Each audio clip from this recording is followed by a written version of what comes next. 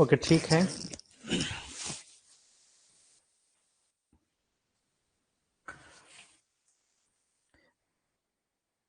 कुछ लोग को अभी जो मॉक टेस्ट हुआ उसमें क्वेश्चन था कोल प्रोडक्शन के मामले में कौन सा स्टेट जो है सबसे फर्स्ट नंबर पे है।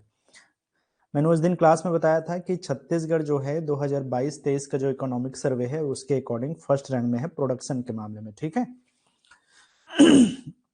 अब कई जगह सोर्सेस में या गूगल आप करोगे तो आपको पता चलेगा, या कई जगह आपको दिया भी होगा गूगल में, जैसे सर्च करोगे तो उड़ीसा, छत्तीसगढ़, इसको उड़ीसा को फर्स्ट दिखेगा और जो छत्तीसगढ़ है वो सेकंड रैंक में दिखेगा अगर हम प्रोडक्शन के मामले में बात करते हैं तो। और आपको डेटा भी दिखाएगा कहीं कहीं पे अलग अलग बुक्स में, अलग अलग सोर्सेस में, कि उड़ीसा का जो है लगभग 218 मिलियन टन जो है वो किया और छत्तीसगढ़ लगभग 185 184 मिलियन टन के आसपास। देखो, अभी जो रिसेंट डेटा है जो कि इकोनॉमिक सर्वे का डेटा नहीं है या इंडियन खान मतलब कि जो खान ब्यूरो है उसको भी डेटा नहीं है, वो लेटेस्ट डेटा है जो CIL ने रिलीज किया है। तो अगर आपसे कहीं भी क्वेश्चन में आए कि वर्तमान स्थिति में ऐसा करके शब्द आए या करेंटली पूछे, तब जो है जरूर आपको याद रखना है कि उड़ीसा जो है फर्स्ट रैंक में है, क्योंकि इस बार का जो नया इकोनॉमिक सर्वे आएगा फरवरी में या मार्च में, तब जो है उड़ीसा फर्स्ट रैंक में आपको दिखेगा और छत्तीसगढ़ जो है सेकंड रैंक में दिखेगा। मैंने जो क्वेश्चन दिया था वो 2022-23 का फिस्कल ईयर की बात हो रही थी, जब छत्तीसगढ़ फर्स्ट रैंक में था और उड़ीसा जो है सेकंड रैंक में था, ठीक है। तो इस चीज को बस ध्यान देना है कि क्वेश्चन में क्या पूछा है वो आपको थोड़ा सा ध्यान देना पड़ेगा। जनरली SCCL वगैरह के एग्जाम में क्या करता है कि वो पिछला जो फिस्कल ईयर का जो इकोनॉमिक सर्वे का जो डेटा होता है या खान ब्यूरो का जो डेटा होता है उसको आंसर ले लेता है, और वहां पे दावा आपत्ति करोगे तो फिर गूगल का डेटा मानता नहीं है, लेटेस्ट डेटा को मानते नहीं हो लोग, ठीक है। क्योंकि क्वेश्चन में जनरली इकोनॉमिक सर्वे को जो है डेटा को उसका प्रूफ मानता है। तो बस ध्यान देना कि क्या फिस्कल ईयर क्या पूछ रहा है। अगर 2022-23 बोलेगा तो अभी भी छत्तीसगढ़ को आंसर लेना है। अगर आपको पूछेगा वर्तमान में करेंटली क्या है, या फिर बोलेगा चालू वित्त वर्ष में, इस तरह का बोले, ठीक है, करंट फिस्कल ईयर ऐसा कुछ बोले, तब आपको आंसर जो है उड़ीसा लेना है, ठीक है। तो खैर, मैं इस चीज को कल क्वेश्चन जब मैं सेलेक्ट कर रहा था तो मुझे वो चीज ध्यान आया, इसके उस क्वेश्चन को मैं दिया था ताकि आज वो चीज आपको क्लियर कर सकूं। तो आई होप समझ में आ गया होगा। चलो आगे हम बात करेंगे। कल हम लोग देख रहे थे कि जितनी भी नदियां वगैरह हैं तो वहीं पे थोड़ा सा इंटरप्शन हुआ था, नेटवर्क की प्रॉब्लम हुआ था। आज भी मौसम बहुत खराब है, आई होप कि ठीक ठाक क्लास चला जाए। चलो, अभी तक तो कोई वॉइस ब्रेक नहीं हुआ होगा, आई होप।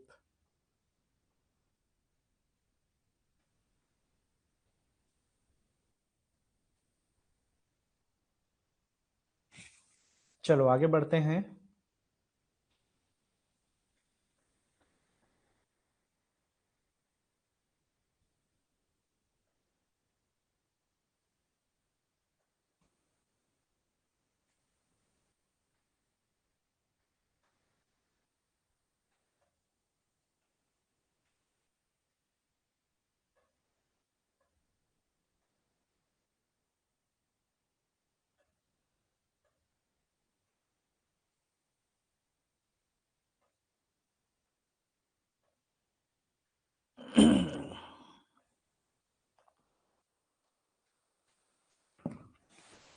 ठीक है, तो ये जो हम नदी वाला सेक्शन देख रहे थे ना, इसी में थोड़ा सा आगे हम देख लेते हैं। महानदी के बारे में मैं बता रहा था। तो महानदी के बारे में जहां तक मुझे याद है, ये सेक्शन हम लोगों ने कर लिया था और आप लोग को समझ में आ गया होगा यहां तक। हाँ, आज के मॉक टेस्ट में जरूर आंसर सीजी लिएगा, क्योंकि 2022-23 फिस्कल ईयर की बात है। करंट फिस्कल ईयर बोलेगा तो उड़ीसा को आपको आंसर लेना है, बस इतना ही ध्यान रखना है आपको। 74 वाला क्वेश्चन समझ नहीं आया सर यार, अब नंबर से तो मुझे क्वेश्चन याद नहीं है। अगर वो नॉन टेक्निकल का क्वेश्चन है तो मुझे याद तो है नहीं कौन सा क्वेश्चन है, आप अगर थोड़ा बताओगे तो मुझे समझ में आएगा।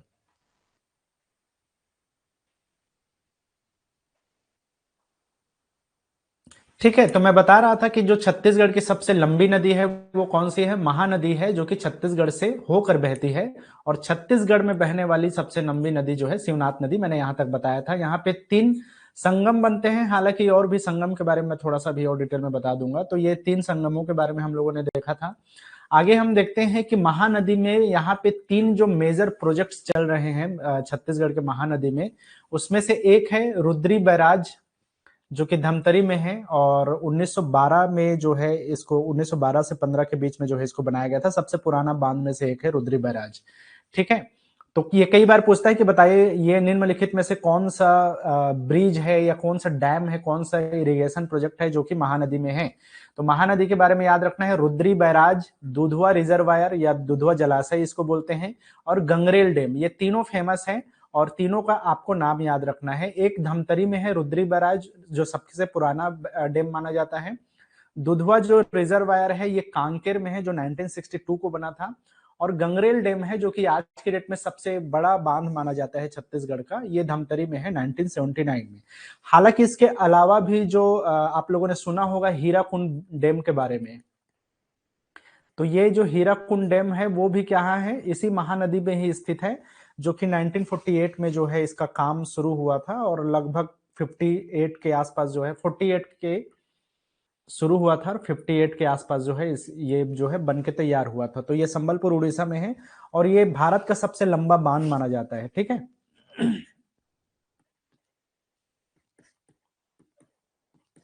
भारत का सबसे लंबा डैम है ये। चलो, अगर हम महानदी के प्राचीन नाम की बात करें तो इसको पहले कनक नंदिनी के नाम से जाना जाता था, और थोड़ा डीप में अगर पूछ दिया बाई चांस तो सतयुग या फिर वायु पुराण में जो है इसको नीलोत्पला के नाम से जाना जाता था। इसके अलावा इसको चित्रोत्पला गंगा भी कहा जाता था द्वापर युग में, या स्कंद पुराण में ये मेंशन किया है। अब हमारे एग्जाम में इतना डीप में नहीं पूछेगा कि बताइए वायु पुराण में क्या बोला जाता था या स्कंद पुराण में, लेकिन हाँ ये नाम याद रखना है, महानदी को ही कनक नंदिनी, नीलोत्पला, चित्रोत्पला, इसके अलावा जो है वर्तमान में इसको महानदी बोला जाता है। ये क्वेश्चन बार बार रिपीट हुआ है कि यह महानदी नाम इसको किसके वजह से पड़ा है। तो यहाँ पे एक श्रृंगी ऋषि करके उनका आश्रम है अभी भी वहां पे, और श्रृंगी ऋषि यहाँ पे तपस्या किया करते थे, उनकी एक शिष्या थी जिनका नाम था महानंदा। तो बेसिकली वहीं से नामकरण हुआ है महानंदा के नाम से। ये रामायण काल के पात्र है श्रृंगी ऋषि। ठीक है, तो ये श्रृंगी ऋषि की शिष्या महानंदा के नाम पे महानदी आज के डेट में जाना जाता है। इसके अलावा इसको अलग अलग जो है टाइटल दिया गया है, जैसे छत्तीसगढ़ की गंगा कहा जाता है, या लाइफ लाइन ऑफ छत्तीसगढ़ कहा जाता है, छत्तीसगढ़ की जीवन रेखा कहा जाता है। तो ये सभी जो है टाइटल इसको मिले हुए हैं। अगर बाई चांस आपसे पूछे कि महानदी की सबसे लंबी या सबसे लार्जेस्ट ट्रिब्यूटरी या सहायक नदी कौन सी है, तो ये जो शिवनाथ नदी है छत्तीसगढ़ की सबसे लंबी नदी। अब जाहिर सी बात है, जो नदी छत्तीसगढ़ में बहने वाली सबसे लंबी नदी है और अगर वो नदी महानदी की ट्रिब्यूटरी है, सहायक नदी है, तो वही नदी महानदी की भी सहायक, सबसे लंबी सहायक नदी होगी। तो ये ऑब्वियस सी कॉमन सी बात है कि महानदी की सबसे लंबी सहायक नदी कौन सी है, तो वो शिवनाथ नदी है।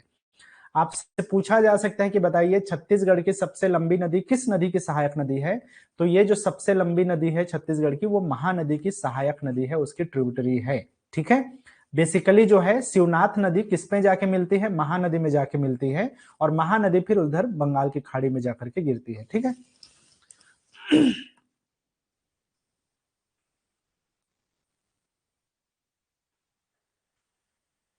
चलो नेक्स्ट है यहाँ पर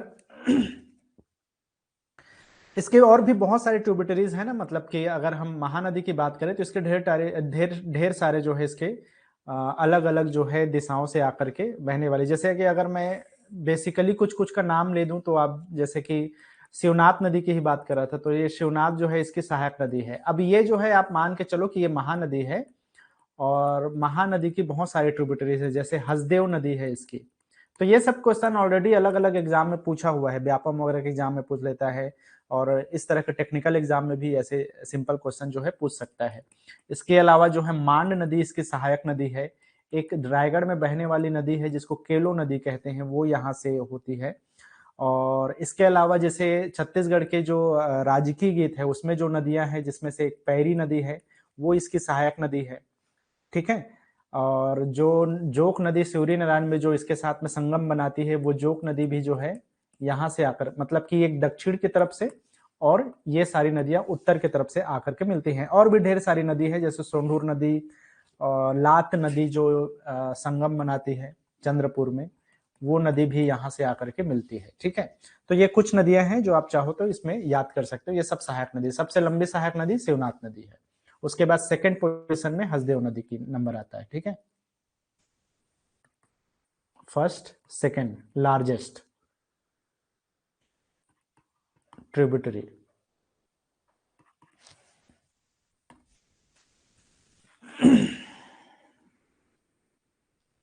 चलो अगर हम इसके सिटीज की बात करें जो इसके महानदी के बैंक पे है या महानदी के तट पे बसे हुए जो शहर हैं, उसको भी कई बार एग्जाम में रिपीट करता है। तो खैर इधर नंबरिंग को ध्यान मत देना, 3 4 5 6 जो भी है। राजिम है जो कि गरियाबंद डिस्ट्रिक्ट में आता है और ये महानदी की तट पे बसा हुआ एक शहर है, ठीक है, राजिम, जहां पे अर्धकुंभ का मेला लगता है, पुष्पुन्नी मेला कहा जाता है इसको। इसके अलावा पलारी है जो कि बलौदाबाजार डिस्ट्रिक्ट में है, ये भी, हालांकि महानदी के तट पे बहुत सारे शहर हैं या क्षेत्र हैं, लेकिन उसमें से कुछ है जो एग्जाम में पूछा जा चुका है ऑलरेडी। आरंग है जो कि रायपुर में है और इसको मंदिरों का नगर कहा जाता है।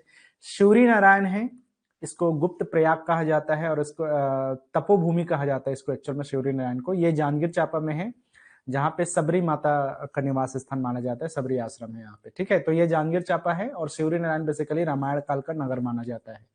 चंद्रपुर है जहाँ पे संगम बनाता है महानदी, और ये शक्ति जिला में है और इसको खास तौर पे याद रखना है, ये पहले जांजगीर चांपा जिला में आता था लेकिन वर्तमान में शक्ति नया जिला बना, तो ये जो चंद्रपुर का संगम है अब ये शक्ति जिला में आता है, ठीक है। तो इसको खास तौर पे आप थोड़ा नोट करके याद रखना। इसके अलावा सिरपुर है तो सिरपुर महासमुंद डिस्ट्रिक्ट में आता है। ये सभी शहर जो है महानदी के तट पे बसे हुए शहर हैं।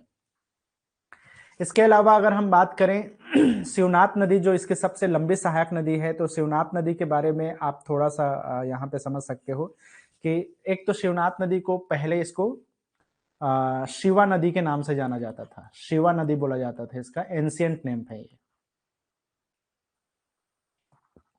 प्राचीन नाम क्या है इसका? शिवा नदी। इसके अलावा कई पुराणों में इसको सुनी नदी करके भी उल्लेख किया गया है, तो ये भी पहले का नाम है इसका। वर्तमान में इसको शिवनाथ नदी के नाम से जाना जाता है। तो ये बेसिकली जो है महाराष्ट्र के गढ़चिरौली वाला जो क्षेत्र है वहां से एक गोदड़ी करके जगह है, गांव का नाम है, एरिया है, वहां से ये निकलती है, ओरिजिनेट होती है और 290 किलोमीटर तक का इसका लेंथ है, इसीलिए इसको लार्जेस्ट ट्रिब्यूटरी ऑफ महानदी भी कहा जाता है और लार्जेस्ट रिवर ऑफ छत्तीसगढ़ भी कहा जाता है, ठीक है। So longest river in Chhattisgarh is Mahanadi and longest river flowing in Chhattisgarh, Chhattisgarh में फ्लो होने वाला सबसे लॉन्गेस्ट रिवर कौन सा है? तो ये शिवनाथ नदी है। और अगर सिर्फ लॉन्गेस्ट रिवर इन छत्तीसगढ़ बोलेगा तो महानदी, जैसा कि मे और से करके मैंने जो समझाया था वही चीज है। अगर शिवनाथ नदी के तट पे बसने वाले शहरों की बात करें तो दुर्ग जो जिला है और शहर है वो शिवनाथ नदी के तट पे बसा हुआ है। इसके अलावा बेमेतरा में जो है एक नांद घाट करके जगह है, वो भी शिवनाथ नदी के तट पे है। मत्कू द्वीप है, एक आइलैंड है समझो यहाँ का छत्तीसगढ़ का, तो मत्की द्वीप जो है मुंगेली डिस्ट्रिक्ट में है, ये भी जो है शिवनाथ नदी के तट पे है। और ये क्वेश्चन बार बार कई बार अलग अलग एग्जाम्स में पूछा जा चुका है। सोमनाथ जो है बलौदा बाजार में है और ये भी शिवनाथ नदी के तट पे बसा हुआ शहर है। यहाँ का जो फेमस प्रोजेक्ट है उसमें से एक प्रोजेक्ट है मोंगरा बैराज परियोजना बोला जाता है। अब इसमें भी खास तौर पे ध्यान रखना है, ये पहले राजनांदगांव जिला में आता था लेकिन वर्तमान में नया डिस्ट्रिक्ट बनने के बाद में मोहला मानपुर अंबागढ़ जो चौकी है उस डिस्ट्रिक्ट के अंतर्गत ये प्रोजेक्ट अब आता है, तो इसको थोड़ा सा ध्यान देना आप। नया जिले बनने के साथ में ये राजनांदगांव से चेंज होकर अब मोहला मानपुर अंबागढ़ चौकी हो चुका है, ठीक है। ये जो यही नदी है शिवनाथ नदी जो बेसिकली छत्तीसगढ़ को अलग 18 गढ़ों में या फोर्ट्स में जो है बांटने का काम करता है, ठीक है। ये क्वेश्चन भी कई बार रिपीट हुआ है कि बताइए छत्तीसगढ़ के जो 18 गढ़ हैं उसको उत्तर और दक्षिण में कौन सी नदी बांटती है? तो ये शिवनाथ नदी है जो बराबर 18 गढ़ों में उत्तर और दक्षिण में छत्तीसगढ़ को बांटने का काम करता है।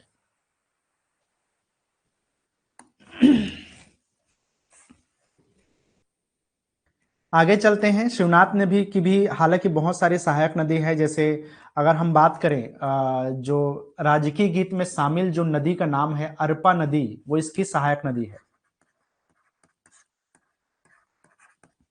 ठीक है। रायपुर का जो एक फेमस नदी है खारून नदी, वो भी इसकी सहायक नदी है। इसके अलावा मुंगेली डिस्ट्रिक्ट में एक फेमस नदी है जिसको मनियारी नदी कहा जाता है, वो भी इसकी सहायक नदी है। ऐसे भी बहुत सारे नदियां हैं, ये सब जो है इसके ट्रिब्यूटरीज हैं शिवनाथ की।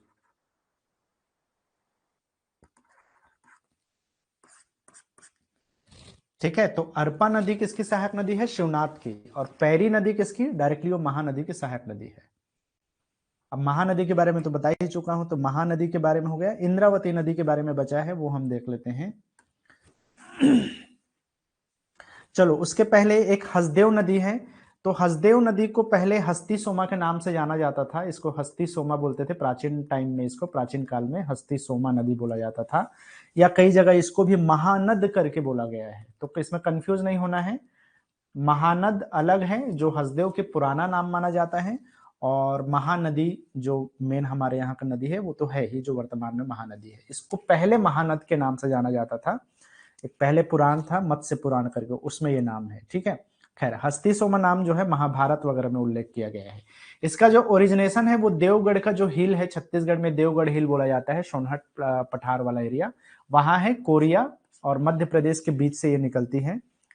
और अगर हम बात करें इसके लेंथ की, तो ये 176 किलोमीटर है। यहाँ पे वाटरफॉल को पूछता है तो थोड़ा ध्यान रखना है, यहाँ पे 3 फेमस वाटरफॉल है, एक अमृत धारा, गावर घाट और अकूरी नाला। ठीक है, ये तीनों यहाँ का फेमस जो है वो है वाटरफॉल है, अमृत धारा, गावर घाट और अकूरी नाला। गावर घाट, अकूरी नाला। ठीक है, अकूरी नाला को छत्तीसगढ़ का एयर कंडीशन कहा जाता है। ठीक, इंद्रावती नदी के बारे में जो हमारे राजकीय गीत है उसमें शामिल जो चौथी नदी है वो है इंद्रावती नदी। इसको प्राचीन समय में जो है इसको मंदाकिनी नदी के नाम से जाना जाता है, और ये बेसिकली गोदावरी ड्रेनेज सिस्टम के अंतर्गत आता है। ये निकला है मुंगेर माउंटेन से, कालाहांडी डिस्ट्रिक्ट उड़ीसा से निकलती है, और उसके बाद में ये बस्तर डिस्ट्रिक्ट में प्रवेश करती है छत्तीसगढ़ में। ठीक है, तो ये उड़ीसा से आते हुए बस्तर में आती है। इसका जो लेंथ है वो 264 किलोमीटर है। तो आप देख सकते हो कि ये जो इंद्रावती नदी है वो अगर ओवरऑल देखें तो ये सेकंड नंबर में आता है, थर्ड नंबर में आता है ओवरऑल लेंथ के हिसाब से देखें तो। सबसे लंबी नदी तो शिवनाथ है, फिर उसके बाद में महानदी, और उसके बाद में जो है ये इंद्रावती नदी है जो 264 किलोमीटर है। ठीक है, अब ये बस्तर में बहती है, दंतेवाड़ा बीजापुर डिस्ट्रिक्ट में बहती है। ये मतलब कि साउथ की नदी है, और इसीलिए जो है इसको life line of Bastar division कहा जाता है। बस्तर की जीवन रेखा, बस्तर संभाग की जीवन रेखा इंद्रावती नदी को बोला जाता है। ठीक है, सो यहाँ पे जो सिटीज हैं, कौन कौन से शहर है, तो जगदलपुर, बारसूर, भोपाल, पटनम एरिया, ये सब इंद्रावती नदी के तट पे है। 2 फेमस वाटरफॉल है इसमें, एक तो चित्रकूट वाटरफॉल, आप लोगों ने नाम जरूर सुना होगा, जिसको भारत का नियाग्रा कहा जाता है। तो ये जो भारत का नियाग्रा जो वाटरफॉल के नाम से फेमस है, चित्रकूट वाटरफॉल, ये इसी नदी पे है, इंद्रावती नदी पे। इसके अलावा यहाँ पे एक फेमस वाटरफॉल है, सात धारा जलप्रपात इसको कहा जाता है, या सात धारा वाटरफॉल कहा जाता है। ये बीजापुर डिस्ट्रिक्ट में है, ये बस्तर में है, ये बीजापुर में है। ठीक है, तो खास बात क्या है, ये life line of Bastar division है। गोदावरी जो है बेसिकली एक तरह से इसको बोला जाता है कि एक महत्वपूर्ण नदी माना जाता है बस्तर पठार का। बस्तर पठार का सबसे इंपॉर्टेंट रिवर कौन सा है, तो गोदावरी नदी है, और उस गोदावरी नदी की सहायक नदी है कौन सी, इंद्रावती नदी। ठीक, एक यहाँ पे वैली है जिसको केशकाल वैली कहा जाता है। तो देखो मैंने 2 इंपॉर्टेंट जो है वो बताया था ड्रेनेज सिस्टम। एक ड्रेनेज सिस्टम का नाम है महानदी अपवाह तंत्र, और एक का नाम है गोदावरी अपवाह तंत्र। ठीक है, इन दोनों अपवाह तंत्र को बीच से बांटने वाला जो वैली है उसको बोला जाता है केशकाल वैली, केशकाल घाटी। यही पहाड़ है या यही घाटी है जो इन 2 ड्रेनेज सिस्टम को अलग अलग या सेपरेट करने का काम करता है, गोदावरी नदी को और महानदी रिवर सिस्टम को। चलो, कुछ नाम यहाँ पे है, थोड़ा सा इधर उधर हुआ है, मैनेज कर लेना, मैं थोड़ा इसको बाद में एडिट करके आप लोग को दे दूंगा पीडीएफ में। नदियों के प्राचीन नाम, जैसे महानदी को नीलोत्पला, चित्रोत्पला, कनकनंदिनी के नाम से जाना जाता है। लीलागर नदी को निडिला के नाम से जाना जाता है, निडिला नदी के नाम से। ठीक है, इंद्रावती नदी को मंदाकिनी नदी, जैसा कि मैंने बताया अभी। एक नदी है शबरी नदी जिसको कोलाब नदी के नाम से जाना जाता है। रिहंद नदी को रेंड, रेणुका या रेहर नदी के नाम से जाना जाता है। और पैरी नदी को पयोधारा के नाम से जाना जाता था, बोलना चाहिए प्राचीन समय में। हसदेव नदी के बारे में जैसा कि अभी मैंने बताया, हस्तु सोमा और महानद के नाम से जाना जाता था। इसके अलावा जो मांड नदी है इसको मंदवाहिनी के नाम से, तो नाम से रिलेट कर सकते हो, मांड मंदवाहिनी, इसको भी हालांकि मंदगा भी कहा जाता था या मंदवाहिनी। खारंग को कुरंग कहा जाता था, आसान है इसको, खारंग को कुरंग। शिवनाथ नदी को जैसा कि मैंने बताया था शिवा नदी पहले बोला जाता था या शूनी नदी कहा जाता था। ठीक है, इसके अलावा जो है अरपा नदी को कृपा नदी के नाम से जाना जाता था। तो देखोगे तो थोड़ा मिलता जुलता नाम आपको दिख जाएगा। जोक नदी को हालांकि पलाशिनी के नाम से जाना जाता था, जो बिल्कुल डिफरेंट है, जोक पलाशिनी।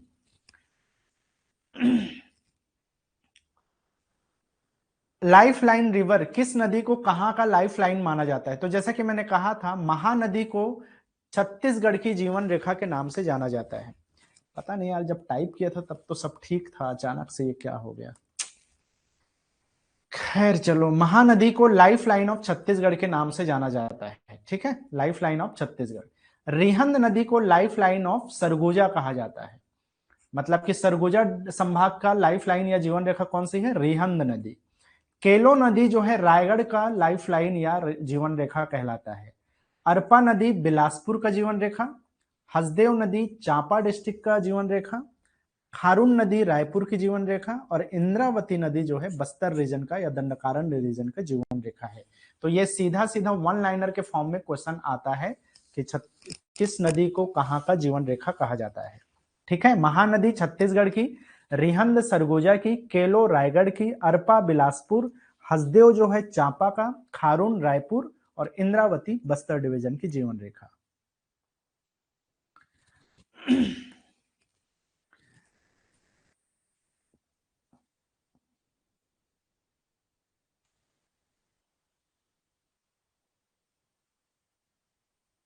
चलो कुछ चीजें और यहाँ पे मैं नदियों के बारे में एक चीज और बता दूं।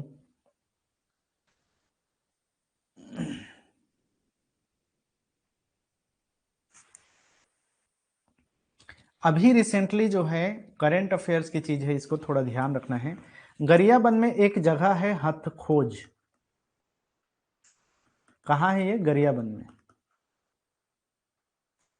तो इस हथखोज में जो है सप्तधारा, जैसे त्रिवेणी संगम होता है ना, 3 नदियों का संगम, तो यहां पे है सप्तधारा संगम। अब ये रिसेंटली न्यूज में आया था कि सप्तधारा संगम एकमात्र जगह है छत्तीसगढ़ में, हथखोज गरियाबंद। यहाँ पे 7 अलग अलग नदियां यहाँ पे आके मिलती है, जिसमें महानदी, पैरी नदी, सूखा नदी, बनगई नदी, ऐसे करके ढेर सारे नदियां हैं, सरगी नदी है। वो सब नदियों का एक जगह संगम होता है, इसलिए इसको सप्तधारा संगम कहते हैं। तो इसमें से कम 2 नदियों का तो नाम आपको याद रखना ही है, यहाँ पे महानदी, पैरी नदी, बल्कि सोंढूर नदी को भी याद रखना है, क्योंकि सोंढूर नदी भी राजिम में जो है महानदी पैरी नदी के साथ में मिलता है, और ये संगम तो बनाता ही है राजिम में। लेकिन हथखोज गरियाबंद से ठीक आगे चलोगे तो ये महानदी, पैरी नदी, सोंढूर नदी के साथ में और वहां से कुछ नदियां मिलती है, जैसे सूखा नदी, बेसला नदी करके एक नदी है, सरगी नदी, और एक बगनई नदी है, बगनई नदी। तो ये सब मिल करके सप्तधारा संगम का निर्माण करते हैं। कहाँ? हथखोज गरियाबंद में। तो ये एक चीज है जो थोड़ा सा नया है, इसको ध्यान रखना है आपको। एक और चीज यहाँ पे मैं लिख दूं ताकि सीधे सीधे आपको याद रहे। मैं बता रहा था कि सबसे लंबी नदी कौन सी है, तो महानदी है सबसे लंबी नदी, जिसका लेंथ 858 किलोमीटर है, लेकिन छत्तीसगढ़ में 286 किलोमीटर है, तो इसको क्लियर याद रखना है। शिवनाथ नदी का जो टोटल है वो 290 किलोमीटर है। और तीसरा मैं क्या बताया था? इंद्रावती नदी बताया था, इंद्रावती, तो ये 264। इसके अलावा हाँ, एक और नदी है यार जिसको ईब नदी कहते हैं, तो ये एक्चुअल में 4th नंबर पे आएगा। हालांकि इसमें चक्कर यह है कि इसका टोटल लेंथ भले ही 202 किलोमीटर है, लेकिन ये छत्तीसगढ़ में सिर्फ 87 किलोमीटर है, इसीलिए मैं इसको 4th नंबर में नहीं बताया था। तो याद रखना है 4th नंबर में जो एक्चुअल में नदी है वो है हसदेव नदी, जो कि 176 किलोमीटर है। इसके अलावा तो और बहुत सारी नदियां हैं, जैसे सबरी नदी है, आप चाहो तो वो सब देख लेना, लेकिन उतना जरूरत नहीं है। टॉप 5 का भी आप लोग देखोगे तो काफी है। एक और कौन सी नदी? मांड नदी है, जो कि 155 किलोमीटर है। ठीक है, तो ये कुछ नदियां हैं जो कि टॉप के लॉन्गेस्ट रिवर में है। महानदी, शिवनाथ नदी, इंद्रावती नदी, हसदेव नदी, ये 4 नदियां हैं जो टॉप में हैं। हालांकि ईब नदी का टोटल जो लेंथ है 202 है, सिर्फ 87 किलोमीटर यहाँ बहती है, बाकी उड़ीसा के क्षेत्र में ये ईब नदी बहती है।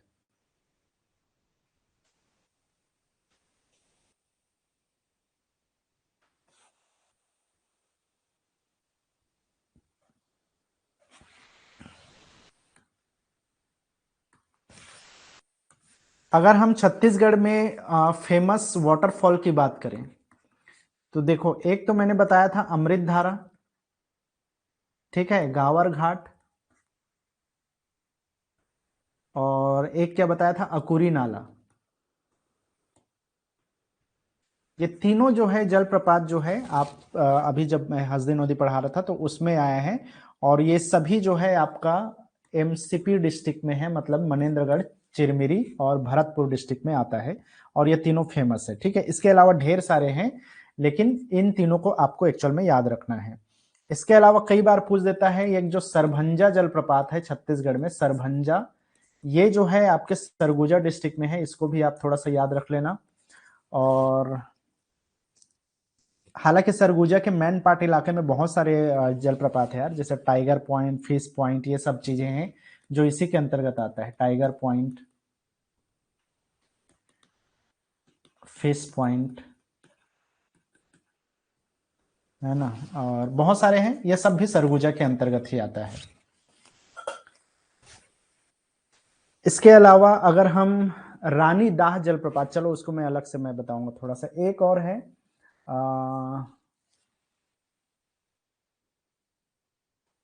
रक्सगंडा जलप्रपात। ये जो रक्सगंडा जलप्रपात है ये है आपके सूरजपुर डिस्ट्रिक्ट में, और इससे रिलेटेड कहानी है कि एक बार माता सीता के पास जो है बहुत सारे राक्षस आ जाते हैं, और उनको जो है भगवान श्री राम मारते हैं सारे राक्षसों के, उनके हड्डियों को जो है वहां पे इकट्ठा हो जाता है, क्योंकि उनको जब मारते हैं तो जल के हड्डी बचता है बस। उन हड्डियों को बहाने के लिए जो है भगवान श्री राम जो है वहां पे एक तीर चलाते हैं, और वहां पे एक जलप्रपात बन जाता है, और उसी से उनके हड्डियों का तर्पण होता है। तो रक्स का मतलब है राक्षस, और गंडा मतलब हड्डियों का ढेर, तो उसको बहाने के लिए जो जलप्रपात बना उसका नाम बन गया रक्सगंडा। ये कहानी है। तो ये सूरजपुर डिस्ट्रिक्ट में माना जाता है, सूरजपुर डिस्ट्रिक्ट में है रक्सगंडा जलप्रपात, ठीक है। इसके अलावा और क्या याद रख सकते हो, जैसे कि बस्तर डिस्ट्रिक्ट में बहुत सारे जो जलप्रपात है और जो इंपॉर्टेंट है उसमें से याद रखना है, चित्रकूट तो याद रखना ही है, चित्रकूट के बारे में। तो चित्रकूट की खास बात क्या है कि इसको जो है सबसे चौड़ा जलप्रपात माना जाता है भारत का, पूरे इंडिया का सबसे चौड़ा जलप्रपात है ये, ठीक है।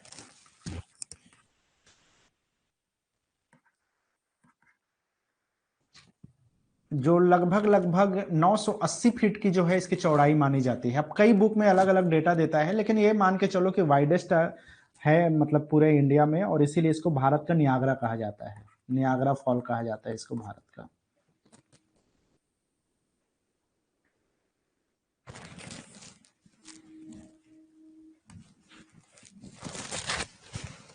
चलो, जैसे कि अभी मैं बता रहा था, एक जो वाटरफॉल है उसका नाम है रानी दरहा, एक वाटरफॉल है यहाँ पे रानी दाह, और एक वाटरफॉल है रानी दहरा। अब ये क्वेश्चन में इसलिए आता है क्योंकि ये बहुत जगह जो है कंफ्यूजन क्रिएट करता है।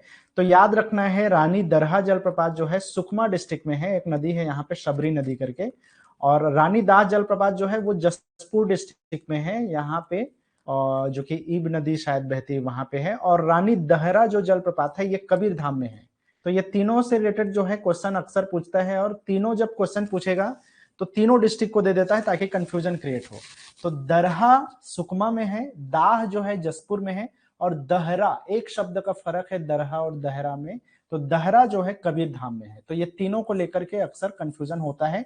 एक भी जलप्रपात के बारे में पूछेगा तो तीनों जिलों का नाम जो है ऑप्शन में आपको दिख जाएगा कंफ्यूजन क्रिएट करने के लिए, तो इसको थोड़ा सा क्लियर याद रखना है। अच्छा, एक चीज और पूछता है ताता पानी के बारे में, ताता पानी कहाँ है? तो याद रखना है छत्तीसगढ़ में ये गर्म जल का स्रोत माना जाता है, ठीक है, एक तरह का जो है हॉट वाटर फाउंटेन है समझो छत्तीसगढ़ का। ये बलरामपुर डिस्ट्रिक्ट में है ताता पानी।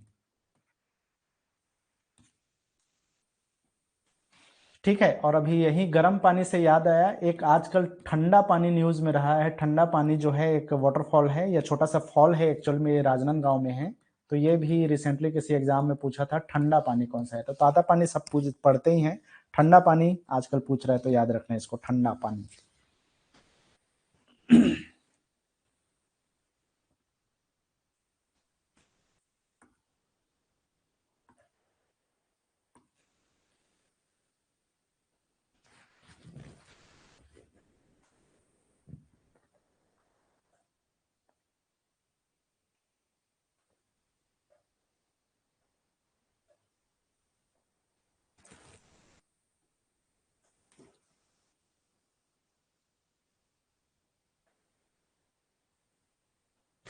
चलो, एक है डैम्स के बारे में। यहाँ पे अलग अलग जो है डैम बने हुए हैं। छत्तीसगढ़ में बहुत सारे डैम हैं और अलग अलग नदियों में अलग अलग डैम बना हुआ है। तो कुछ चीजें हैं जो आपको याद रखना है, जैसे कि मैं एक बता रहा था अभी, रुद्री पिकअप वियर या रुद्री बैराज भी कहते हैं इसको। ठीक है, तो ये जो है हमारे छत्तीसगढ़ का ओल्डेस्ट जो है डैम है, तो इसको याद रखना है। आपसे पूछ सकता है छत्तीसगढ़ का ओल्डेस्ट डैम कौन सा है, तो ये रुद्री पिकअप वियर है, जो कि धमतरी डिस्ट्रिक्ट में है। ठीक है।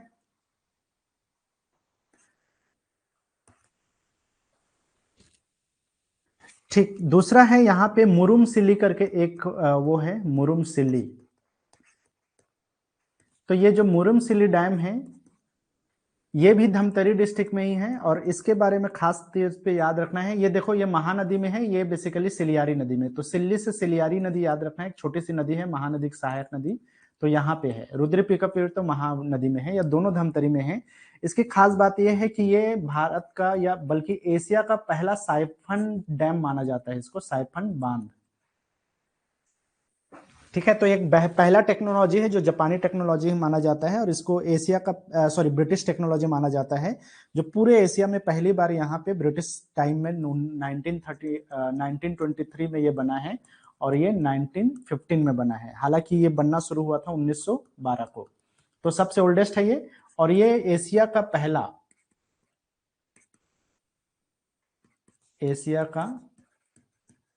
पहला साइफन बांध है ये, जो कि साइफन टेक्निक पर बेस्ड है। तो ये क्वेश्चन भी बार बार रिपीट हुआ है कि कौन से बांध है जो कि साइफन टेक्निक पर आधारित है। इसके अलावा गंगरेल बांध के बारे में बार बार पूछता है। गंगरेल को ही जो है रविशंकर जलाशय के नाम से भी जाना जाता है। तो एक तो ये कि गंगरेल जो है एक मल्टीपर्पस डैम है, जो कि 1978 में बना था, और ये उसी में है, महानदी में और धमतरी में ही स्थित है। ये भी मल्टीपर्पस होने की वजह से जो है इसके बहुत सारे जो है यूजेस हैं। एक तो इसकी जो पानी है वो बीएसपी को सप्लाई किया जाता है, भिलाई स्टील प्लांट को सप्लाई किया जाता है इसका जो वाटर है वो। इसके अलावा रायपुर और धमतरी क्षेत्र के बहुत सारे खेतों में सिंचाई की जाती है।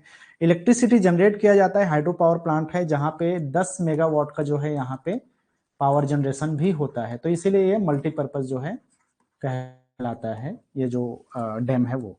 ठीक है, और इवन जो है ये आज के डेट में बोलना चाहिए कि ये छत्तीसगढ़ का सबसे बड़ा डैम माना जाता है, लार्जेस्ट बोलना चाहिए इसको, लार्जेस्ट डैम।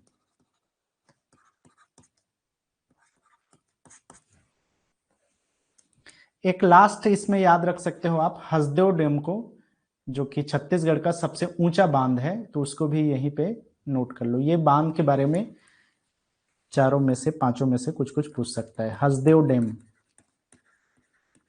तो हसदेव डैम जो है बेसिकली कोरबा में है ये, और ये बना था 1967 में, गंगरेल से भी पहले बना था। ये भी एक मल्टीपर्पस डैम है, बल्कि सबसे बड़ा मल्टीपर्पस डैम है ये छत्तीसगढ़ का, क्योंकि यहां पर जो इलेक्ट्रिसिटी जनरेट होता है वो 120 मेगावाट का जो है यहाँ पे पावर जनरेशन होता है। अब बाकी जनरेशन के साथ में यहाँ पे बालको वगैरह को पानी दिया जाता है, आसपास के क्षेत्र में सिंचाई किया जाता है। तो इस तरह से जो है एनटीपीसी को भी ये पानी प्रोवाइड करता है। तो ये इसलिए मल्टीपर्पस है, और छत्तीसगढ़ का पहला फर्स्ट मल्टीपर्पस या सबसे बड़ा जो है मल्टीपर्पस बोल सकते हो, फर्स्ट मल्टीपर्पस डैम है ये।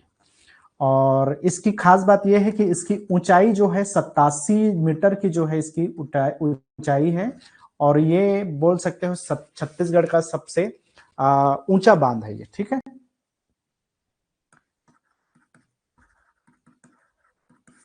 87 मीटर की हाइट है।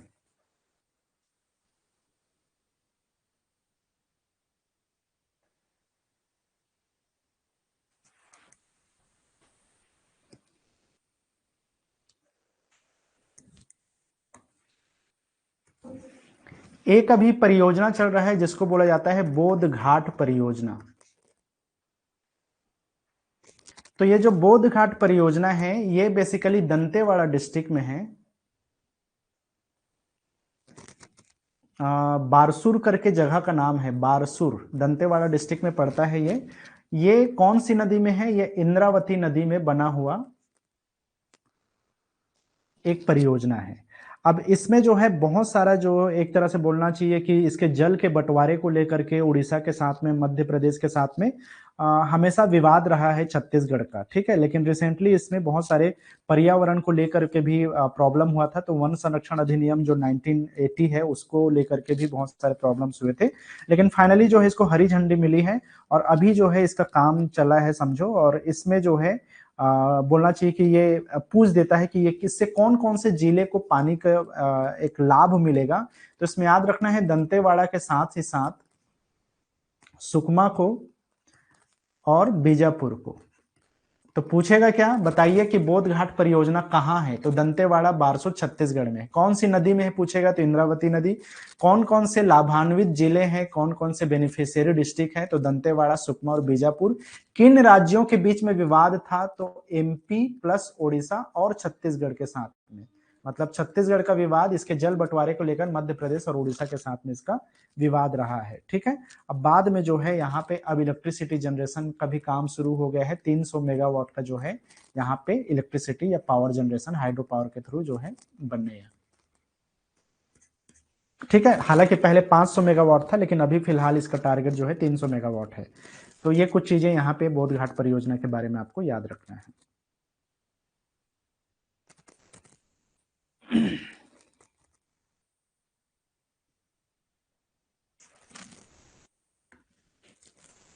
नेक्स्ट है, हम माउंटेन पीक के बारे में देख सकते हैं कि छत्तीसगढ़ के माउंटेन पीक कौन कौन सा है जो कि हाईएस्ट माउंटेन पीक से थोड़ा सा ध्यान रखना है। जैसे कि यहाँ पे जो सबसे ऊंचा माउंटेन पीक है उसको बोला जाता है गोरलाटा, ठीक है। ये बलरामपुर डिस्ट्रिक्ट में आता है गोरलाटा, और इसकी जो हाइट है वो 1225 मीटर की इसकी हाइट है, और ये छत्तीसगढ़ का सबसे ऊंचा जो है माउंटेन पीक माना जाता है, ठीक है। इसके अलावा एक माउंटेन पीक है जिसको बोला जाता है नंदीराज। नंदीराज ये है लगभग 1210 मीटर का, ठीक है। अब ये दंतेवाड़ा में है, और बेसिकली आपसे बाई चांस क्वेश्चन पूछे कि दक्षिण छत्तीसगढ़ का सबसे ऊंचा माउंटेन पीक या सबसे बोले ऊंची पहाड़ी या पर्वत चोटी कौन सी है, तो याद रखना है नंदीराज है, ना कि गोरलाटा। कई बार इसमें कंफ्यूजन होता है क्योंकि बलरामपुर उत्तर में है, नॉर्थ में है, और ये दक्षिण में है। तो दक्षिण छत्तीसगढ़ बोलेगा तो नंदीराज, ओवरऑल बोलेगा तो गोरलाटा, या ओवरऑल सेकंड भी बोलेगा तो नंदीराज। इसके अलावा बदरगढ़ करके एक चोटी है, बदरगढ़, बदरगढ़। तो ये जो बदरगढ़ है ये कवर्धा डिस्ट्रिक्ट में पड़ता है। इसकी जो हाइट है वो 1176 मीटर है। अब थोड़ा सा ध्यान देना है इसके बारे में, जब भी क्वेश्चन पूछता है तो ये पूछता है मैकल रेंज का, जो मैकल श्रेणी का जो पर्वत श्रृंखलाएं हैं, मैकल रेंज, उस रेंज का जो है सबसे ऊंची चोटी कौन सी है, तो याद रखना है बदरगढ़ है, जो कि 1176 मीटर है, ठीक है। इसके अलावा एक है मैन पाट। तो मैन पाट की जो हाइट है वो 1152 मीटर की हाइट है। इसके अलावा एक है आपका अबूझमाड़ करके है, अबूझमाड़। तो अबूझमाड़ की जो पहाड़ी है वो 1076 मीटर की हाइट है इसकी। एक पूछ देता है लाफागढ़ के बारे में, लाफागढ़ की हाइट कितनी है। तो लाफागढ़ बेसिकली जो है ये पेंड्री लोरमे के पठार वाला क्षेत्र में है, हालांकि ये कोरबा डिस्ट्रिक्ट में पड़ता है, और ये जो अबूझमाड़ है ये नारायणपुर डिस्ट्रिक्ट में पड़ता है। और ये जो मेन पार्ट है वो सरगुजा के सीतापुर तहसील में आता है। ठीक है, तो लाफागढ़ की जो हाइट है वो 1048 मीटर की इसकी हाइट है। तो बस इतना याद रख लेना। एक चीज और याद रखो तो देवगढ़ भी याद रख लेना। देवगढ़ की जो पहाड़ी है वो कोरिया डिस्ट्रिक्ट में आता है और इसकी हाइट है 1033 मीटर, जहां से बेसिकली हसदेव नदी का ओरिजिनेशन होता है। तो ये कुछ टॉप के माउंटेन पीक है छत्तीसगढ़ में जो अमूमन एग्जाम वगैरह में रिपीट होते रहता है, तो इनको आप देख लेना। ये डीप नहीं है दोस्त, छत्तीसगढ़ के बारे में पूछेगा तो ऐसी ऐसी चीजें ही पूछेगा जो वन लाइनर में है, इसमें समझना कुछ नहीं, इसमें रट्टा मारने वाली चीज है। आपसे सीधा सीधा पूछ सकता है कि बताइए माउंटेन पीक, 4 माउंटेन पीक दे देगा और उसमें से बोलेगा छत्तीसगढ़ के सबसे ऊंचा माउंटेन पीक क्या है। आपके पास अगर गोरलाटा ऑप्शन में नहीं है तो फंस जाओगे क्वेश्चन में, तो इसलिए थोड़ा सा याद रखना पड़ता है इस तरह की चीजों को। और यहाँ पे स्ट्रगल एक एक दो दो क्वेश्चन के लिए है, तो वहां पे अगर काम आ गया तो ठीक है, लेकिन वैसे भी मैं बता चुका हूं 10-20 नंबर के लिए आप कितना कुछ पढ़ोगे, कितना सारा पढ़ सकते हो, नहीं पढ़ पाओगे। तो थोड़ा सा आपको ध्यान ये देना है कि देखो जो भी क्वेश्चन आता है वो सिंपल क्वेश्चन ही रहता है। जनरली छत्तीसगढ़ में एमपी वाला सेक्शन में कुछ भी पूछेगा उसका आंसर आपको ऑप्शन में ही धीरे धीरे नजर आएगा, थोड़ा सा आपको ध्यान लगाना है, थोड़ा देखोगे तो ठीक है। इतना डीप बिल्कुल नहीं पूछेगा, ये डीप नहीं है इसीलिए मैं इसको बता रहा हूँ, ये सीधे सीधे वन लाइनर है। तो आपको घबराना नहीं है, बहुत सिंपल क्वेश्चन आते हैं, बस थोड़ा सा कंट्रोल करके एक बार ध्यान से पढ़ोगे क्वेश्चन को और ऑप्शन में ठीक से देखोगे, आपसे बन जाएगा, उसमें दिक्कत नहीं है। अगर थोड़ा बहुत भी ओवरव्यू पढ़े होगे तो कुछ ना कुछ आप रिलेट करके आंसर बना सकते हो। इसलिए इसमें ज्यादा और वो नहीं जाना है डीप, आपको कितना आप करोगे, लेकिन जितना हो सकता है आप एक बार देख लेना इसको, ठीक है। इसके अलावा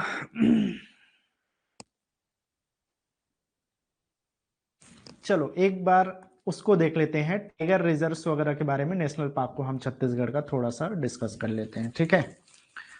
फॉरेस्ट वाले सेक्शन में जैसा कि छत्तीसगढ़ में जो है एरिया है, फॉरेस्ट एरिया बहुत सारा 59,000 स्क्वायर किलोमीटर के आसपास का एरिया है। और यहाँ पे जो है टाइगर रिजर्व्स या नेशनल पार्क की अगर हम बात करें तो एक तो यहाँ नेशनल पार्क है टोटल 3, ठीक है, 3 राष्ट्रीय उद्यान है, टाइगर रिजर्व्स हैं यहाँ पे 3, ठीक है। इसके अलावा जो है वाइल्ड लाइफ सेंचुरीज हैं यहाँ पे 11, बायोस्फीयर रिजर्व्स हैं यहाँ पर 1, ठीक है। अभी जो है एलिफेंट रिजर्व यहाँ पे बनाए गए हैं जिसमें से 2 एलिफेंट रिजर्व्स हैं। कुल मिलाकर के इन सभी क्षेत्रों के अंतर्गत जो है लगभग 13,306 स्क्वायर किलोमीटर एरिया जो है इसके अंतर्गत आता है, ठीक है। लगभग बोल सकते हो कि 22% हिस्सा जो है national parks, tiger reserve, wildlife sanctuary, biosphere reserve, elephant reserve, इन सभी मतलब रिजर्वेशन में बोलना चाहिए, कंजर्वेशन के अंतर्गत इतना परसेंट हिस्सा जो है वनों का छत्तीसगढ़ में आता है। 22% में कंजर्वेशन का काम चल रहा है या संरक्षण का काम चल रहा है उसका, ठीक है, वाइल्ड लाइफ का। अगर हम बात करें ये जो राष्ट्रीय उद्यान है, नेशनल पार्क है, तो इसमें एक तो है आपका इंद्रावती, इंद्रावती नेशनल पार्क। तो इंद्रावती नेशनल पार्क 1978 में बना है और ये बीजापुर डिस्ट्रिक्ट में आता है, ठीक है। इसका जो एरिया है वो लगभग 1258 स्क्वायर किलोमीटर का एरिया है और ये छत्तीसगढ़ का फर्स्ट छत्तीसगढ़ का फर्स्ट नेशनल पार्क है। तो बाई चांस क्वेश्चन में पूछे कि बताइए छत्तीसगढ़ का फर्स्ट या पहला नेशनल पार्क कब बनाया गया, तो 1978 में बनाया गया। कौन सा है, तो इंद्रावती नेशनल पार्क है। दूसरा है यहाँ पर गुरु घासीदास नेशनल पार्क कहा जाता है इसको, गुरु घासीदास। तो ये जो नेशनल पार्क है ये 1981 में बना था। हालांकि पहले इसको संजय नेशनल पार्क के नाम से जाना जाता था जिसमें मध्य प्रदेश की हिस्सेदारी थी। बाद में जब मध्य प्रदेश अलग हुआ तो कुछ हिस्सा इधर आया और उसका कुछ हिस्सा आज भी संजय नेशनल पार्क के नाम से है मध्य प्रदेश में। लेकिन वर्तमान में छत्तीसगढ़ के जो हिस्से में आए हैं वो गुरु घासीदास नेशनल पार्क के नाम से जाना जाता है। तो ये पड़ता है आपके कोरिया, और अभी जो नया डिस्ट्रिक्ट बना है एमसीबी, और साथ ही साथ जो है सूरजपुर के कुछ हिस्से इसमें आते हैं। ये तीनों जिलों में फैला हुआ है ये गुरु घासीदास। जाहिर सी बात है ये छत्तीसगढ़ का सबसे बड़ा नेशनल पार्क है जो 1441 स्क्वायर किलोमीटर में फैला है। तो ये जो है लार्जेस्ट नेशनल पार्क है छत्तीसगढ़ का।